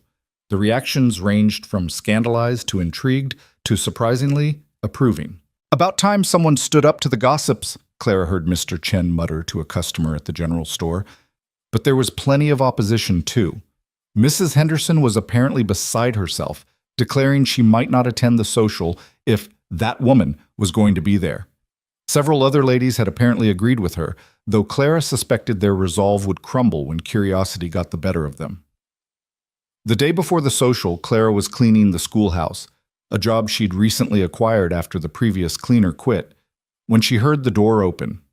She looked up to find Miss Sarah Winters, the schoolteacher, standing in the doorway. Clara's first instinct was to flee. Miss Winters was the one who'd refused to admit Eli to school, who'd given Clara that pitying but firm explanation about standards and appropriateness. "Mrs. Mayfield," Miss Winters said, her voice carefully neutral, "may I speak with you for a moment?"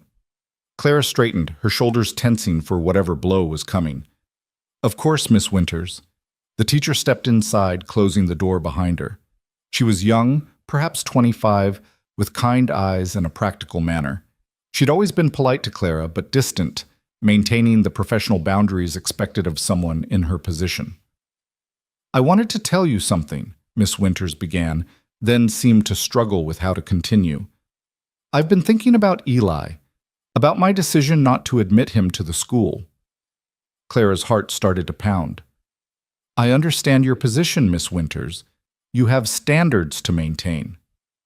"Do I?" The teacher laughed bitterly. "Or do I have prejudices to uphold?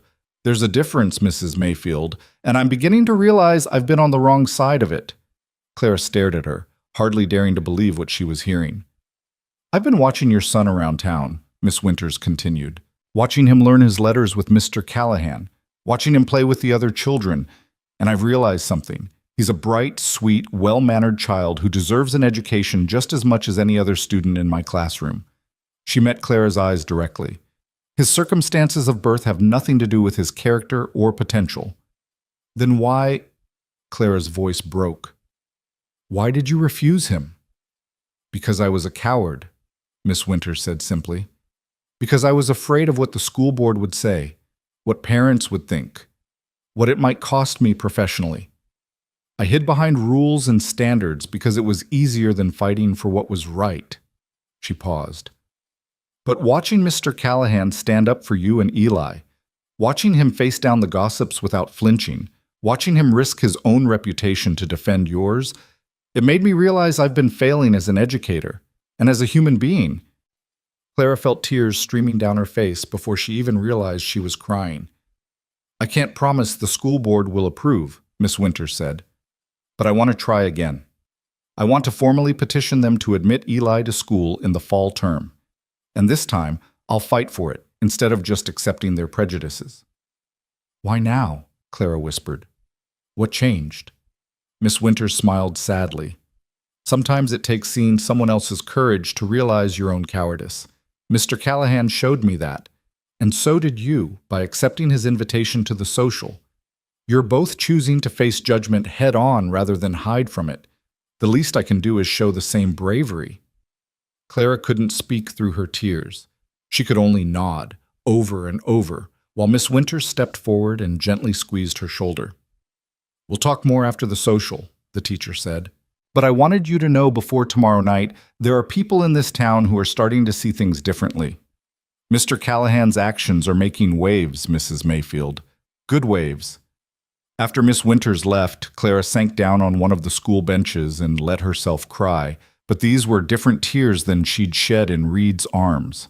These were tears of hope, of possibility, of doors beginning to crack open after being locked shut for so long.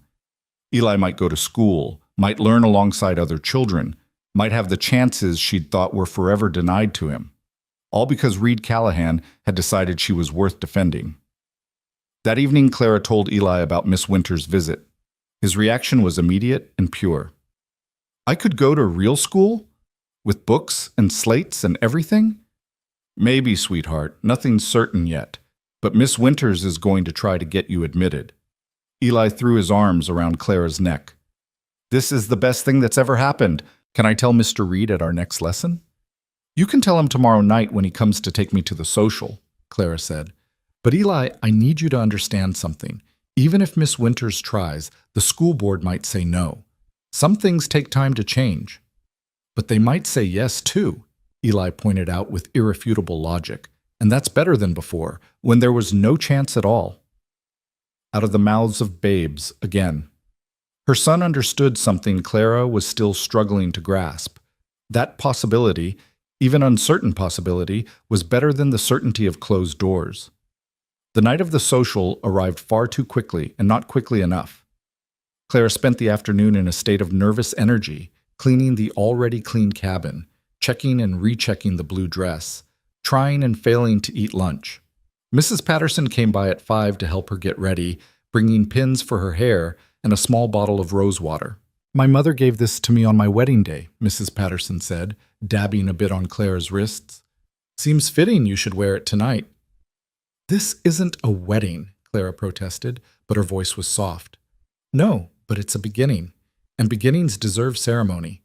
Mrs. Patterson began working on Clara's hair, pinning it up in a style more elegant than Clara's usual severe bun. "You know people are going to stare tonight." "I know. And some of them are going to say unkind things." "I know that too. But some of them," Mrs. Patterson continued, meeting Clara's eyes in the mirror, "are going to see you differently, are going to start questioning their own assumptions. Change doesn't happen all at once, honey. It happens in moments like this, when someone brave enough stands up and says, 'I deserve respect.'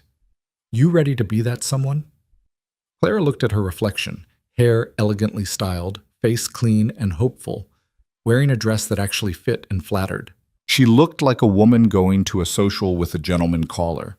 She looked normal, respectable even. She looked like she belonged. "I'm ready," Clara said, and realized she meant it. When Reed knocked on the door at 6:30, Clara's heart nearly leaped out of her chest. She opened it to find him standing there in clean clothes, his hair neatly combed, his boots polished. He looked handsome and solid and real, and the expression on his face when he saw her made Clara's breath catch. "Clara," he said softly. "You look—" "The dress is from Mrs. Patterson," Clara said quickly, suddenly self-conscious. "The dress is lovely, but I was going to say you look radiant." Reed offered his arm. "Ready?" Clara glanced back at Eli, who was bouncing excitedly by the table. Mrs. Patterson had agreed to watch him for the evening. "Be good for Mrs. Patterson, sweet boy." "I will. Have fun, Mama. You too, Mr. Reed." Clara took Reed's arm, feeling the solid strength of it under her hand. Together, they stepped out into the warm summer evening. The walk to the church hall took only 10 minutes, but it felt like an eternity. Clara was hyper-aware of everything. The way people stopped their conversations to stare, the curtains twitching in windows as they passed, the whispers that followed in their wake. "You're doing fine," Reed murmured, his free hand covering hers where it rested on his arm. "Just keep breathing." "I feel like I might faint." "You won't. You're stronger than you think." Reed smiled down at her. "Besides, I've got you. If you stumble, I'll catch you." It was such a simple statement, but it steadied Clara. She wasn't doing this alone. Reed was right there beside her, solid and unshakable. They could hear the music before they reached the church hall, fiddles and piano, lively and welcoming. Light spilled from the windows and laughter floated on the evening air. It sounded like joy, like celebration, like everything Clara had watched from a distance for so long. At the entrance, Reed paused and looked at her seriously. "Last chance to change your mind. No judgment if you want to turn back." Clara looked at the door, at the warm light beyond it, at the life she could have if she was brave enough to claim it. She thought about Eli, watching other children play, about Miss Winters finding her courage, about Reed standing up to Mrs. Henderson without flinching, about the girl she'd been at 17 and the woman she could become at 23. "No," Clara said firmly. "We're going in." Reed's smile was brilliant. "That's my girl." He opened the door and they stepped inside together. The hall fell silent so abruptly it was like someone had cut the strings on all the instruments at once. Every head turned toward the entrance. Every eye fixed on Clara and Reed standing there together, her hand on his arm, both of them holding their heads high. Clara felt her face flush hot under the scrutiny. She wanted to run, wanted to hide, wanted to disappear. But Reed's arm was solid under her hand, and his voice was steady as he addressed the room. "Evening, everyone. Hope we're not too late to join the festivities." For a long, terrible moment, no one moved. No one spoke. The silence stretched taut as a bowstring. Then Morrison, the ranch owner whose barn Reed had helped save, stepped forward with a broad smile. "Callahan, about time you got here. I've been telling everyone about that night at the barn." He turned to Clara, tipping his hat respectfully. "Mrs. Mayfield, it's good to see you. That's a lovely dress." "Thank you, Mr. Morrison," Clara managed, her voice barely audible. Morrison's public acknowledgement broke the spell. Conversations resumed, though at a lower volume.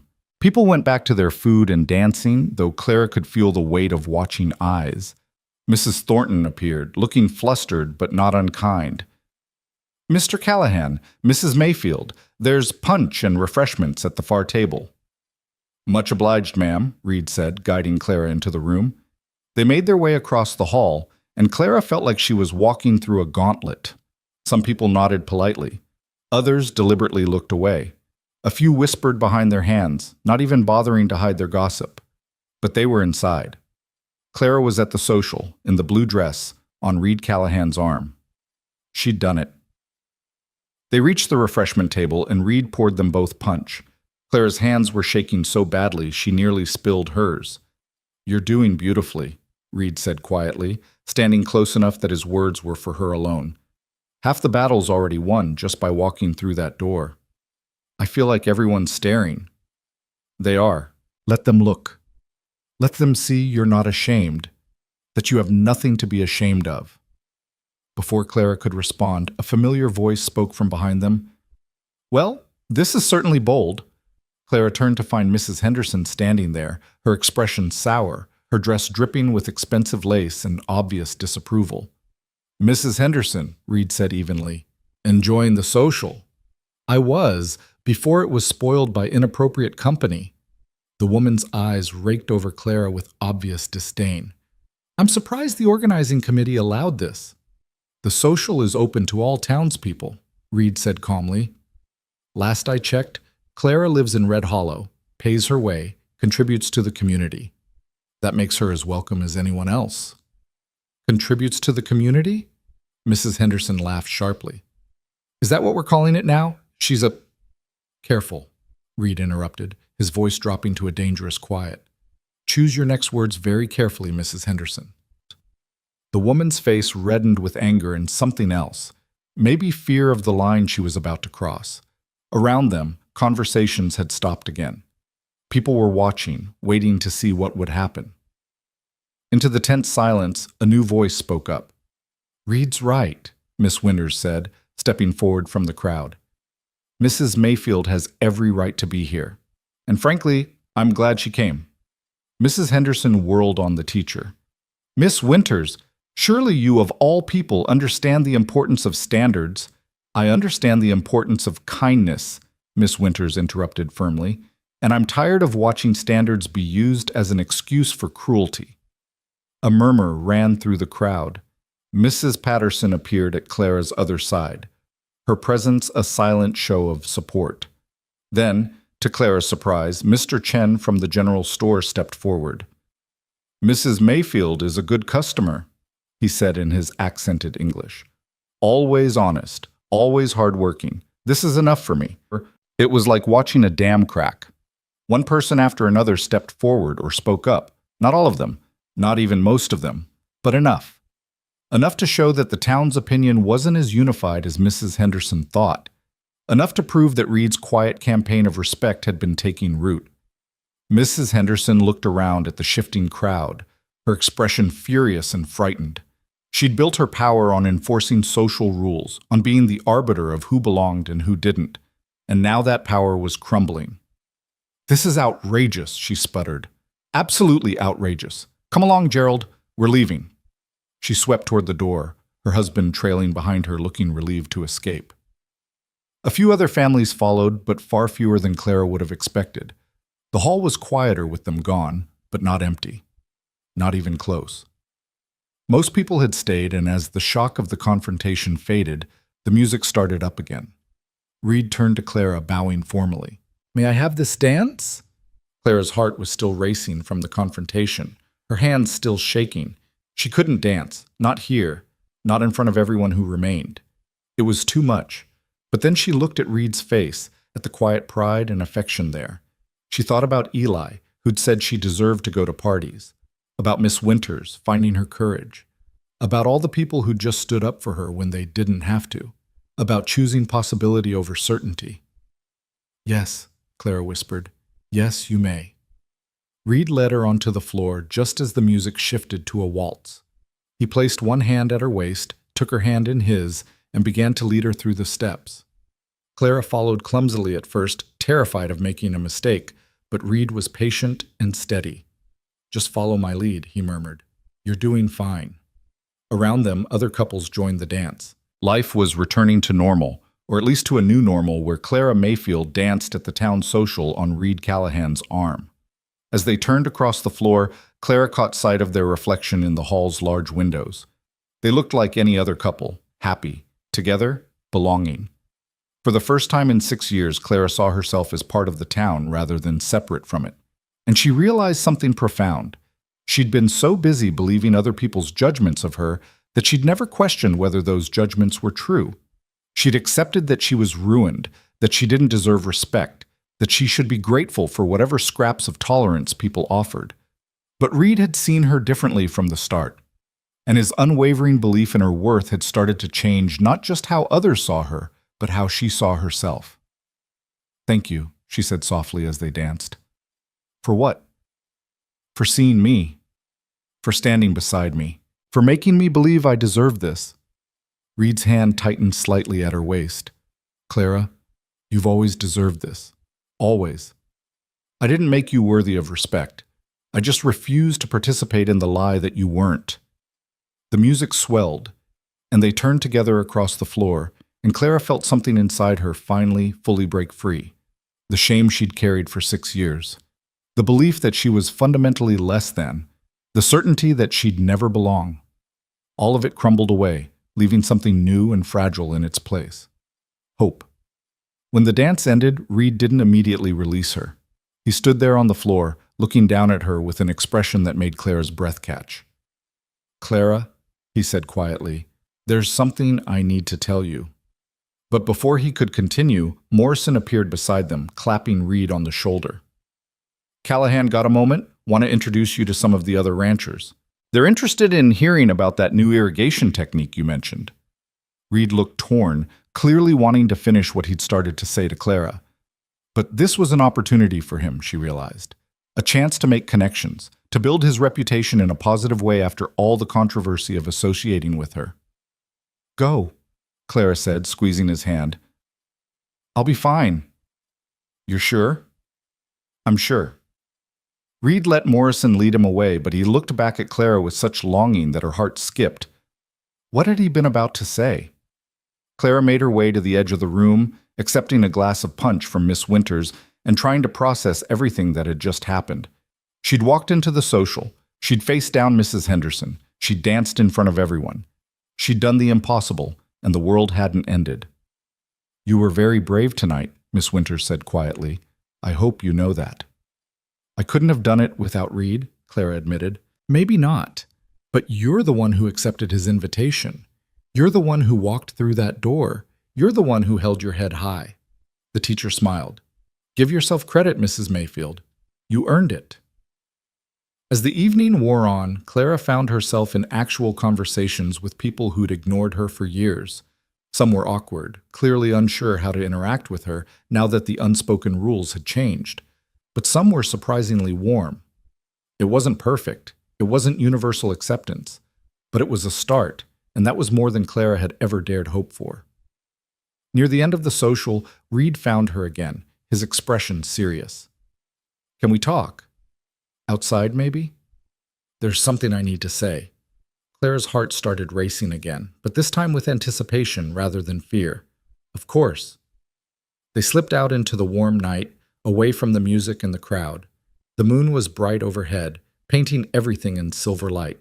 Reed took both her hands in his expression earnest and slightly nervous, the first time Clara had ever seen him uncertain. "Tonight went better than I hoped," he said. "But that's not what I want to talk about." "What is it?" Reed took a breath. "I've been thinking about the future, about what I want my life to look like. And Clara, every time I try to imagine it, you're there. You and Eli both." Clara's heart was pounding so hard she could barely hear over the sound of her own pulse. "I know this is fast," Reed continued. "I know we've only known each other a few months. But I also know what I feel, and I know what I want." He squeezed her hands gently. "I want a life with you, Clara. A real life. Not just reading lessons and walks home. I want to build something permanent, something lasting." Reed, let me finish, he said softly. I've been saving money for years, planning to buy land, start my own small ranch. Nothing fancy, but mine. A place where I could build a future. He paused. I want that future to include you, as my wife, and Eli as my son, if you'll both have me. Clara stared at him, hardly able to process what she was hearing. Marriage. He was talking about marriage, about claiming her and Eli not just for a dance or a social, but for a lifetime. But the talk, she whispered, the judgment. It won't stop just because we marry. It might get worse. I don't care about the talk. I care about you, about building a life that matters, with people who matter. Reed's voice was fierce with conviction. Clara, I'm not asking you to be perfect or to have a spotless past. I'm asking you to build a future with me, to let me stand beside you, not for a night, but for all the nights to come. Tears streamed down Clara's face. Why me? Why would you choose this? Choose us, when you could have anyone without complications? Because you're not a complication. You're a woman of courage and strength and love. Because Eli's a wonderful boy who deserves a father who will choose him every day. Because when I look at you, I don't see shame or scandal. I see home. The word hit Clara like a physical blow. Home. She'd been searching for that feeling for 6 years, believing it was forever lost to her. And here was Reed offering it freely, asking nothing but that she be brave enough to accept. I'm scared, she admitted. I know, but Clara, you just walked into that social and faced down your fears in front of the whole town. You just danced with me while people watched and judged and whispered. You've already proven you're brave enough for this. Reed's thumb traced gentle circles on the back of her hand. I'm not asking you to decide tonight. Think about it. Take all the time you need. But know that I'm serious. I want to marry you, Clara Mayfield. I want to build a life with you. Clara looked at this man who'd walked into her life and refused to walk away. This man who saw her worth when she'd forgotten she had any. This man who was offering her not just respectability or security, but genuine love and partnership. And she realized her answer had been forming since the first reading lesson, since the fire, since the moment he'd held her while she cried. Maybe even since that first day at the parade when he'd seen her hiding and looked at her with concern instead of judgment. Reed, she said, her voice shaking but sure. I don't need time to think about it. My answer is yes. His expression transformed from hope to joy so pure it took her breath away. Yes? Yes. I'll marry you. We'll marry you. Eli and I both. Clara laughed through her tears. If you're sure. If you really want this. Reed pulled her into his arms, holding her close. I've never been more sure of anything in my life. They stood there in the moonlight, holding each other, and Clara felt the last of her defenses finally crumble. She was going to marry Reed Callahan. She was going to have a home, a family, a future. She was going to stop hiding and start living. Eli's going to be so happy, she whispered against Reed's chest. So am I. Reed pulled back just enough to look at her face. Clara, I promise you, I'm going to spend every day proving you made the right choice. I'm going to be the husband and father you both deserve. You already are, Clara said simply. Reed smiled, and then slowly, carefully, giving her every chance to pull away, he leaned down and kissed her. It was gentle and sweet and full of promise, and Clara felt her whole world shift on its axis. This was what it was supposed to feel like. This was what love looked like when it was real. When they finally pulled apart, both slightly breathless, Reed rested his forehead against hers. We should probably go back inside before people start more rumors, he said with a soft laugh. Let them talk, Clara said, surprising herself with her boldness. I don't care anymore. I'm happy, Reed. For the first time in 6 years, I'm genuinely happy. They can't take that away from me. No, Reed agreed, pressing a kiss to her forehead. They can't. They walked back into the social hand in hand, and if people noticed Clara's tear-stained face and radiant smile, if they saw the way Reed looked at her like she hung the stars, well, that would just give them something new to talk about. And for once, Clara didn't mind at all. The news of their engagement spread through Red Hollow faster than the morning sun could burn off the dew. By the time Clara walked Eli to Mrs. Patterson's house the next morning, half the town already knew that Reed Callahan had proposed to the Mayfield woman, and she'd accepted. The reactions were as divided as Clara had expected. Some people were genuinely happy for them. Others were scandalized. A few seemed simply resigned, as if they'd seen this coming from the moment Reed started teaching Eli his letters. But what surprised Clara most was how little the negative reactions bothered her anymore. She'd spent 6 years letting other people's opinions dictate her worth, her choices, her entire existence. But standing in Reed's arms last night, accepting his proposal, she'd felt something shift permanently inside her. She'd stopped needing their approval.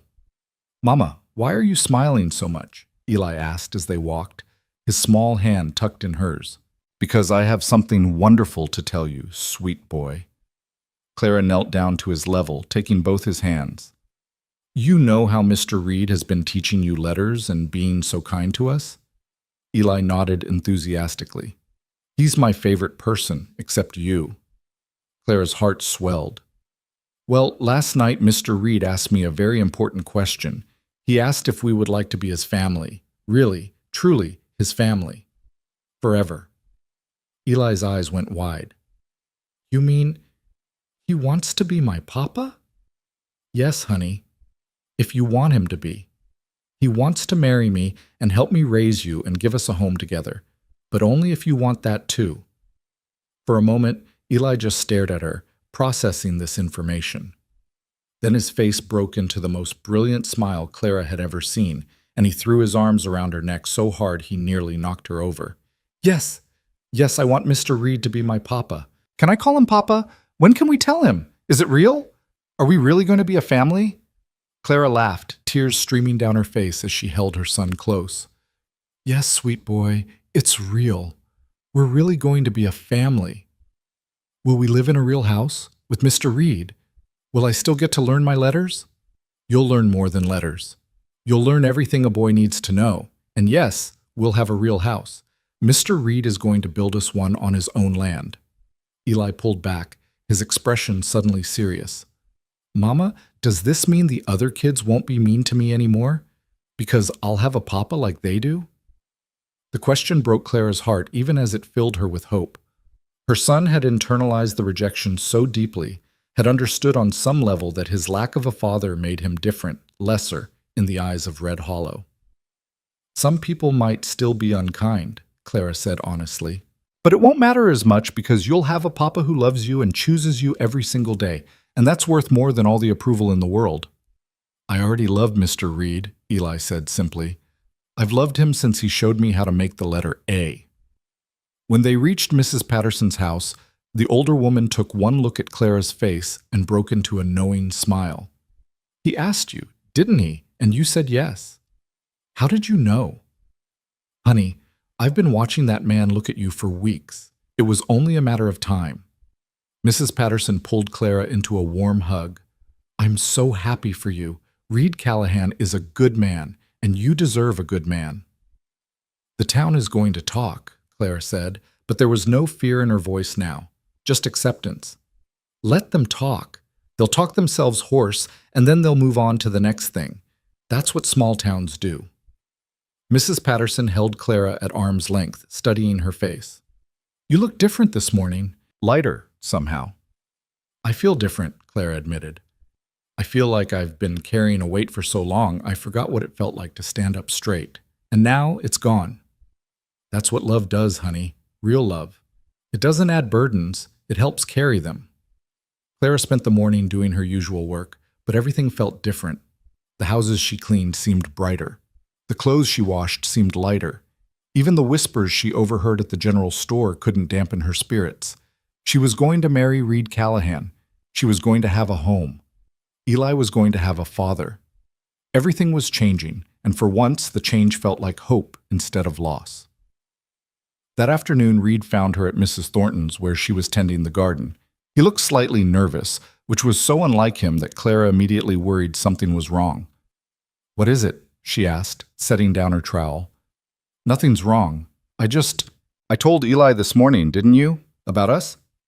"I did. He's thrilled. Wants to call you Papa already." Reed's expression softened with such emotion that Clara's throat tightened. I was hoping he'd feel that way. But Clara, I want to do this right. I want to ask him properly. Would that be all right? Ask him what? For permission to marry you and to be his father. Reed ran a hand through his hair, clearly working up courage. I know he's only 5, but this affects him as much as it affects you and me. He should have a say. Clara felt fresh tears spring to her eyes. Here was another example of why Reed was different from Charles, from any man she'd known. He saw Eli not as an unfortunate complication, but as a person whose feelings mattered. He'll love that, she managed. When do you want to talk to him? Tonight, after supper?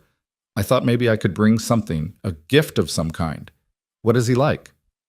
Reed, you don't have to bring gifts. He already loves you. I know, but I want to mark the moment. Make it special for him. Reed's smile was slightly sheepish. I've been thinking about this for days, Clara, planning it out. I want Eli to always remember that I chose him deliberately, that I wanted to be his father.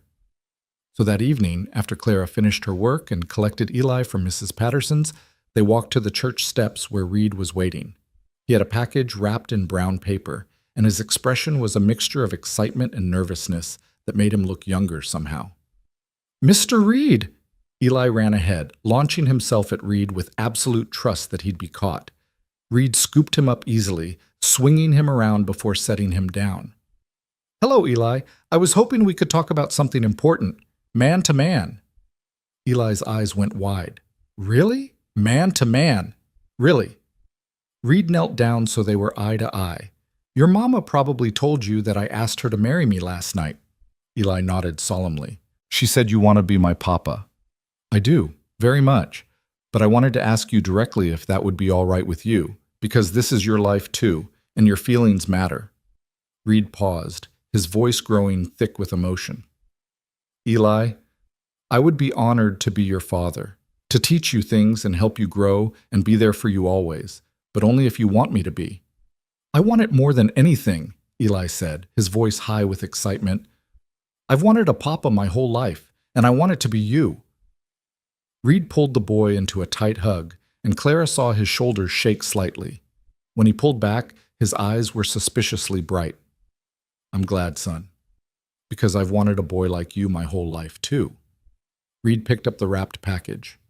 I brought you something to mark this day, so you'll always remember the day we became a family. Eli tore into the paper with the enthusiasm only a 5-year-old could muster. Inside was a book. A real proper book with a leather cover and gilded pages. It's a collection of stories, Reed explained. Some of them I read when I was your age.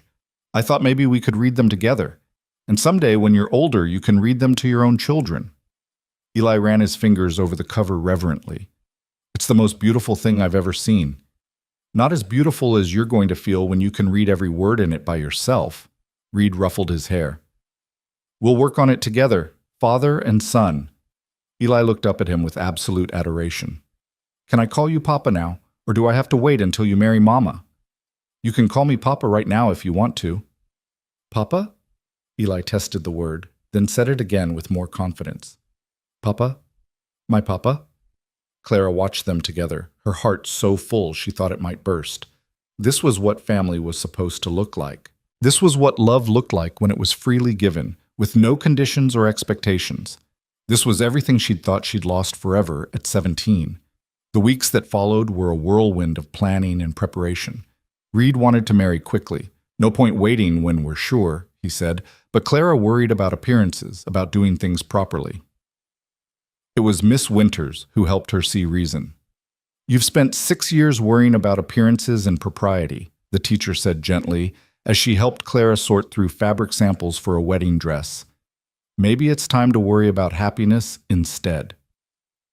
They set the date for 3 weeks away, which gave Clara just enough time to finish her existing work commitments and for Reed to make the necessary arrangements. He'd already put money down on a piece of land west of town, near the Morrison Ranch where he worked. It wasn't much, just 20 acres, but it was theirs, and Reed had plans to build a small house and start a modest cattle operation.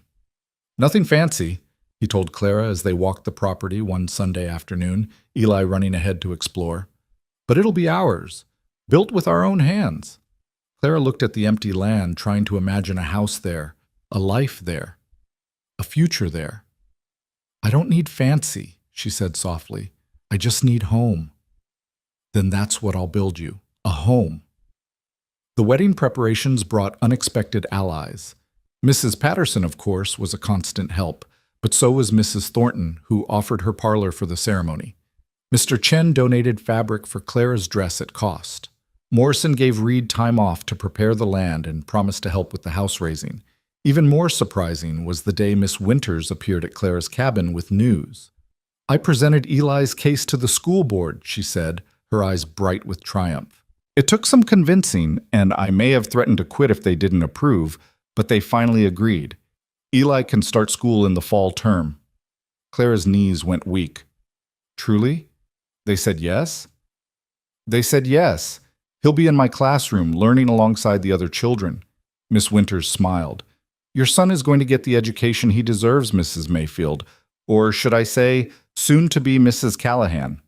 Clara hugged the teacher tightly, overwhelmed with gratitude. Everything was falling into place. Everything she'd thought was impossible was becoming real. But not everyone was happy about the changes. Mrs. Henderson made her displeasure known at every opportunity, loudly declaring that Red Hollow's standards were declining and that she might have to move to a more respectable town. A few families sided with her, refusing to attend the wedding or acknowledge the engagement. Clara would be lying if she said it didn't hurt. But the hurt was manageable now, dulled by the overwhelming support from unexpected quarters. And Reed never wavered, not once. He held his head high, treated Clara with obvious affection in public, and made it clear to anyone who'd listen that he was proud to be marrying her. "Let them judge," he said one evening when Clara worried aloud about the remaining opposition. "Their judgment says more about them than it does about us." The night before the wedding, Clara sat in her cabin with Eli, packing up their few belongings for the move to Reed's land. The house wasn't finished yet. They'd be staying with the Morrisons temporarily while Reed completed the construction. But it felt symbolic somehow, closing this chapter of their lives. "Mama, are you scared?" Eli asked, watching her fold clothes into a trunk. "A little," Clara admitted. "Change is always a bit frightening, even when it's good change." "I'm not scared.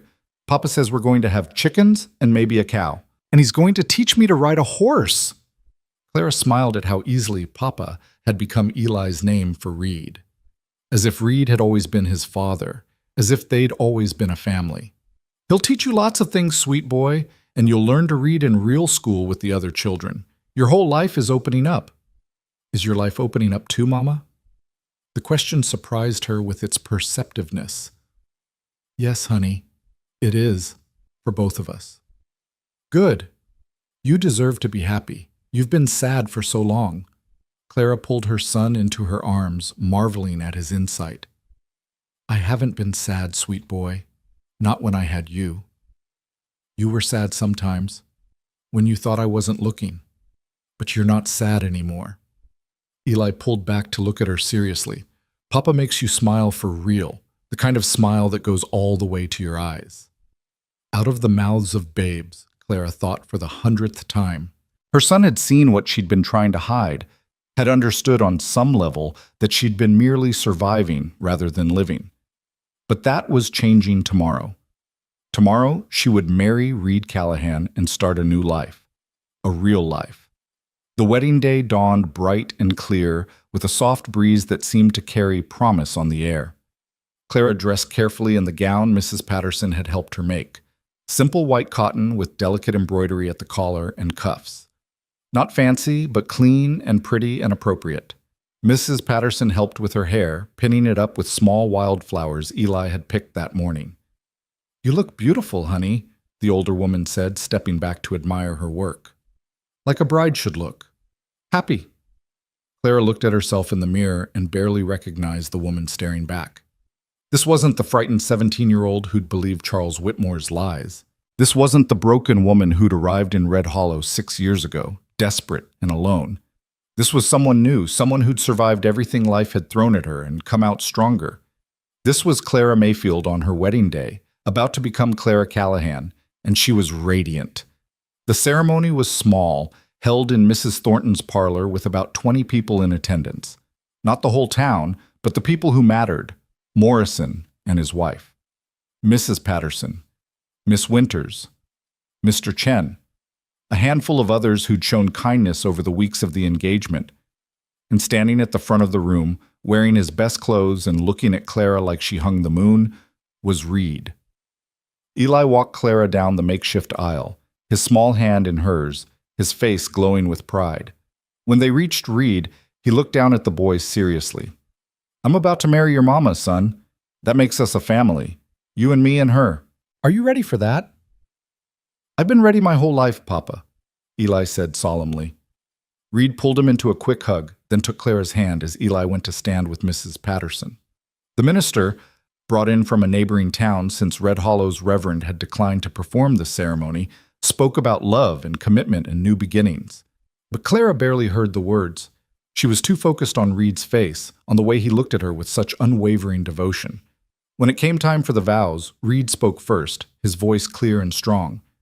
"Clara, I promise to stand beside you in all things, to be a partner, not just a husband, to honor your strength and support you in your struggles, to be a father to Eli, not by obligation, but by choice, to build a home with you, a life with you, a future with you. I choose you today and every day forward, freely and completely." Clara's turn came, and she spoke through tears of joy. "Reed, I promise to trust you with my heart, even though trust has been hard for me, to build a life with you based on honesty and respect, to stand beside you as you've stood beside me, to honor the gift you've given Eli in becoming his father. I choose you today, choosing courage over fear, hope over despair, love over loneliness." When the minister pronounced them married and invited Reed to kiss his bride, Reed cupped Clara's face gently in his hands and kissed her with such tenderness that Clara felt her last defenses finally, completely crumble. She was his now, and he was hers, and they were a family. The small reception that followed was filled with genuine warmth and celebration. People who'd once crossed the street to avoid Clara now congratulated her sincerely. Morrison gave a toast about how Reed was the finest man he knew, and Clara was lucky to have him, then corrected himself to say Reed was the lucky one, earning laughs all around. Eli stayed close to Reed the entire time, clearly afraid this might all be a dream that would disappear if he let his new father out of his sight. As the afternoon wore on and the guests began to leave, Clara found herself standing on Mrs. Thornton's porch with Reed, watching the sun sink toward the horizon. "We did it," she said softly. "We're married." "We're married," Reed agreed, pulling her close. "Mrs. Callahan, that's going to take some getting used to. Take all the time you need. We've got the rest of our lives." The rest of their lives. Clara let the phrase settle over her like a warm blanket. She had a future now. She had a family. She had a home, even if it was still being built. She had everything she'd thought was forever lost. The transition to married life wasn't without challenges. Living temporarily with the Morrisons while their house was completed meant limited privacy and constant awareness of being guests. Reed worked long days on the ranch and even longer evenings on their land, determined to get the house finished before winter. Claire continued some of her cleaning jobs, wanting to contribute financially and maintain her hard-won independence. But now she worked as Mrs. Callahan, Reed's wife, and the difference in how people treated her was stark. Doors that had been closed opened. Conversations that would have excluded her now included her. She was invited to join the ladies' auxiliary, though she declined, not quite ready to sit in a room with Mrs. Henderson. Eli thrived under the changes. Reed spent every free moment with him, teaching him to care for horses, showing him how to mend fences, explaining the workings of the ranch. And in the evenings, they'd sit together with the storybook Reed had given him, sounding out words slowly but surely. "He's going to be reading full sentences before school starts," Miss Winters said one afternoon when she stopped by to check on Eli's progress. "Reed's been an excellent teacher." "Reed's been excellent at everything," Clara said, and meant it. But it was the moments alone with Reed, rare as they were, that Clara treasured most. Late at night, lying beside him in the small room the Morrisons had provided, talking in whispers about their plans and dreams. "I want to add a porch to the house," Reed said one night. "Somewhere you can sit in the evenings and watch the sunset." "I want chickens," Clara admitted, "and a vegetable garden. I want to grow things, not just survive. We'll have all of that. We'll build it together. And they did. As summer faded into fall, their house took shape. It wasn't large, just 3 rooms and a loft, but it was solid and well built, with the promised porch and space for Clara's garden. The day they moved in was chaotic and wonderful. Morrison and several other ranchers helped transport their belongings, which didn't amount to much, but felt significant anyway. Mrs. Patterson brought curtains she'd sewn. Miss Winters contributed books for Eli's education. Even Mr. Chen appeared with a set of dishes, refusing payment. "For the new family," he said in his careful English, "may your house be filled with happiness." That night, their first in their own home, Clara stood on the porch with Reed, while Eli explored his new loft bedroom upstairs. The sun was setting over the land they now owned, painting the sky in brilliant oranges and pinks. "What are you thinking?" Reed asked, his arm around her waist. "I'm thinking about the girl I was at 17, how she believed in fairy tales and happy endings, how life taught her those things weren't real." Clara leaned into Reed's warmth. "And I'm thinking how wrong she was. Happy endings are real. They just don't look like the stories said they would." No. They're better. They're real people choosing each other every day. Their hard work and challenges faced together. They're building something from nothing and calling it home. Clara turned to look at Reed. "They're you." Reed kissed her softly, sweetly, and Clara marveled at how natural it felt now, how right. She'd been so afraid of trust, of love, of letting anyone close. But Reed had shown her that not all men were like Charles, that some promises were kept, that some love was real. The sound of small feet on the stairs interrupted them. Eli appeared in the doorway, his face glowing with excitement. "Mama! Papa! Come see! I can see all the way to the Morrison Ranch from my window, and there are stars starting to come out. Can we count them together?" Reed and Clara exchanged amused glances. "Of course, son," Reed said. "Let's go count stars." They climbed up to the loft, all 3 of them squeezed together by the small window, pointing out constellations and making up stories about the shapes they formed. Eli's laughter filled the new house, making it feel like home in a way no furniture or decorations ever could. Later, after Eli finally fell asleep, exhausted from the excitement of moving day, Clara and Reed sat on their porch in the gathering darkness. "Do you ever regret it?" Clara asked quietly. "Taking on a ready-made family? Dealing with all the judgment and gossip?" "Not for a single second." Reed's answer was immediate and firm. "Clara, you and Eli are the best things that ever happened to me. You gave me purpose. You gave me family. You gave me home.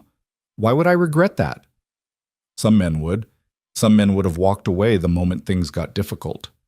"I'm not some men. I'm your husband, Eli's father, and I chose both of those roles with my eyes wide open." Reed turned to face her. "Stop waiting for me to leave, Clara. I'm not going anywhere. You're stuck with me for life." Clara felt tears slip down her cheeks. Happy tears this time. "Promise?" "I promise. Every day for the rest of our lives, I'll choose you. I'll choose us. That's what love is. Not a feeling that comes and goes, but a choice you make again and again." They sat together in the darkness, holding hands, listening to the sounds of their land settling around them. Somewhere an owl hooted. The wind rustled through the grass. Inside, their son slept peacefully in his own room, in his own house, with 2 parents who loved him. This was home. This was family. This was the life Clara had stopped believing she could have. And it was more beautiful than any fairy tale. As autumn progressed, life settled into comfortable rhythms. Eli started school and flourished under Miss Winter's teaching, making friends and learning with the enthusiasm Reed had nurtured in him. Clara's garden produced more vegetables than they could use, so she started trading the excess with neighbors, building connections and goodwill. Reed's work on the Morrison Ranch continued, but he also began building their own small herd of cattle with Morrison's help and advice. It was slow going, but it was theirs, and that made all the difference. The town's attitude toward them continued to evolve. Mrs. Henderson and her closest allies maintained their disapproval, but they were increasingly isolated in their judgment. Most of Red Hollow had moved on, accepting the Callahan family as part of the community. One afternoon in late October, Clara was in town buying supplies when she overheard a conversation between two women she didn't know well. "Did you see little Eli Callahan at school yesterday? Sharp as a tack, Miss Winters says. Reed's done well by that boy, and Clara too. They seem happy. Makes you think, doesn't it, about how quick we are to judge sometimes." Clara didn't announce her presence, just quietly finished her shopping and left. But the conversation stayed with her, a reminder of how far they'd come. That evening, she told Reed about it while they prepared supper together, something Clara still marveled at, having a partner who helped with domestic tasks without being asked. "People are changing their minds about us," she said, peeling potatoes. "Slowly, but it's happening. Some people were never against us in the first place," Reed pointed out. "They just needed permission to show it. We gave them that permission by refusing to be ashamed." "You gave them that permission. I was ready to hide forever." "No, you weren't. You were just scared. There's a difference." Reed stopped his work to look at her seriously. "Clara, you're one of the bravest people I know. You survived things that would have destroyed lesser people. You raised an incredible son alone. You faced down the whole town at that social. Don't sell yourself short. I couldn't have done any of that without you." "Maybe, but I couldn't have built this life without you either. We're partners, Clara. We make each other stronger." The winter that followed was harsh, with heavy snows and bitter cold. But the Callahan house stood firm, and the family inside stayed warm and together. Reed taught Eli to carve wood by the fire. Clara learned to bake bread in their new stove. They read together, talked together, dreamed together. And slowly, imperceptibly, Clara's last fears faded away. She stopped waiting for the other shoe to drop, stopped expecting Reed to change his mind, stopped believing this happiness was temporary. This was her life now. This was real. Spring came early that year, melting the snow and bringing new life to the land. Clara planted an even bigger garden, determined to preserve enough food for the next winter. Eli finished his first year of school with top marks, earning praise from Miss Winters and pride from his parents. And Reed surprised Clara one evening in May by presenting her with a carefully wrapped package. "What's this?" she asked, turning it over in her hands. "Open it and see." Inside was a beautiful leather-bound journal, blank and waiting to be filled. "I thought you might want to write your story," Reed said softly. "Our story.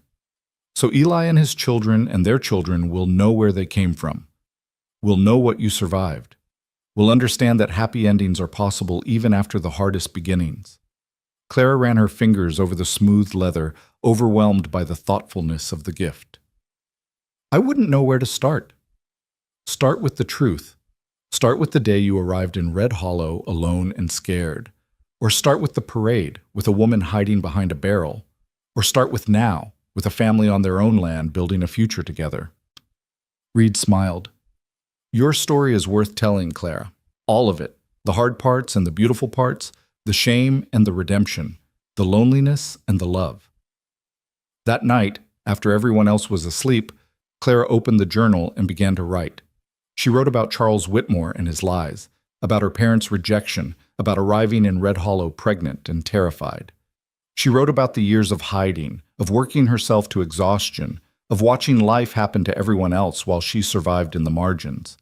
And then she wrote about a cowboy who'd seen her behind a barrel at a parade and looked at her with concern instead of judgment, about reading lessons and barn fires and a dance at a social, about choosing courage over fear, hope over despair, love over loneliness. She wrote about building a home, not just with wood and nails, but with trust and patience and daily choices to show up for each other. She wrote her truth, their truth, and it was beautiful. 5 years later, Clara stood on that same porch, watching the sunset paint the sky while Eli, now 10, helped Reed repair a fence in the near pasture. The garden was lush with summer growth. Their herd had grown to 20 head of cattle. The house had gained an addition to accommodate the baby girl sleeping peacefully inside. Little Margaret Callahan, born the previous winter with Reed's gray eyes and Clara's dark hair. A daughter who would grow up never knowing shame, never doubting her worth, never having to hide. Mrs. Patterson had passed away the year before, but not before holding baby Margaret and telling Clara how proud she was of the life they'd built. Miss Winters had married and moved to a larger town, but she still wrote letters asking about Eli's progress. Even Mrs. Henderson had softened somewhat, at least to the point of polite nods when they passed on the street. Red Hollow had changed. Or maybe Clara had just stopped seeing it through the lens of her own shame. Either way, it felt like home now in a way it never had before. Reed looked up from his work and caught her watching. He said something to Eli, then started walking toward the house, his gait easy and familiar. When he reached the porch, he pulled Clara into his arms. "What are you thinking about?" he asked, the same question he'd asked 100 times over the years. "I'm thinking about that day at the parade. How I thought my life was already decided. How I believed no decent man would ever choose me." Clara looked up at him, this man who'd proven her so beautifully wrong. "I'm thinking about how wrong I was about everything." "Not everything. You were right about one thing." "What's that?" "That Eli needed to learn his letters." Reed grinned. "Look how well that turned out." Clara laughed and kissed him, right there on the porch in full view of anyone who might be watching. She didn't care anymore who saw, who judged, who talked. She'd learned that the opinions that mattered were the ones from people you loved and who loved you back. Everything else was just noise. Eli ran up to the porch, breathless and happy. "Mama, can I go to Tommy Henderson's house tomorrow? His ma said I could come over and we could fish in their pond." Tommy Henderson, Mrs. Henderson's son. The boy who'd once excluded Eli from games. Now they were friends, and Mrs. Henderson was extending invitations.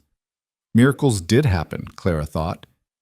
"If you finish your chores first," she said, ruffling his hair. "I will. I promise." Eli darted inside to check on his baby sister, leaving Clara and Reed alone again. "He's happy," Reed observed. "Really, truly happy." "So am I." Clara leaned into Reed's embrace. "So are you, I hope." "More than I ever thought possible." Reed kissed the top of her head. "You know what the best part is?" "What?" "This is just the beginning. We have decades ahead of us. Decades of sunsets and harvests and watching our children grow. Decades of building this life together." Clara thought about the journal upstairs, now filled with years of their story. She'd need a second volume soon, she realized, because their story was still being written day by day, choice by choice. She'd thought her story ended the day Charles Whitmore abandoned her. Thought the best she could hope for was survival, existing on the margins of other people's lives. But she'd been wrong. That hadn't been the end of her story at all. It had been the beginning of learning her own strength, the beginning of understanding that worth wasn't determined by circumstances, but by character. The beginning of building something real and lasting with her own hands.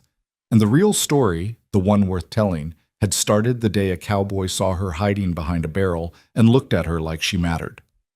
The day Reed Callahan walked into her life and refused to walk away. The day Clara Mayfield stopped hiding and started living. As the sun finally dipped below the horizon, painting the sky in shades of gold and crimson, Clara held her husband close and looked out over the land they'd built a life on. Behind them, their children slept safely. Around them, their home stood strong. Ahead of them, a future full of possibilities stretched wide and welcoming. She'd thought no one would marry her with a child. Thought she was destined for loneliness and judgment. But a cowboy had asked her in front of them all, had chosen her publicly, proudly, completely. And in choosing her, he'd given her back herself. This was Clara's happy ending. Not perfect, not without challenges, but real and earned and infinitely precious. This was home. This was family. This was love. And it was more than enough.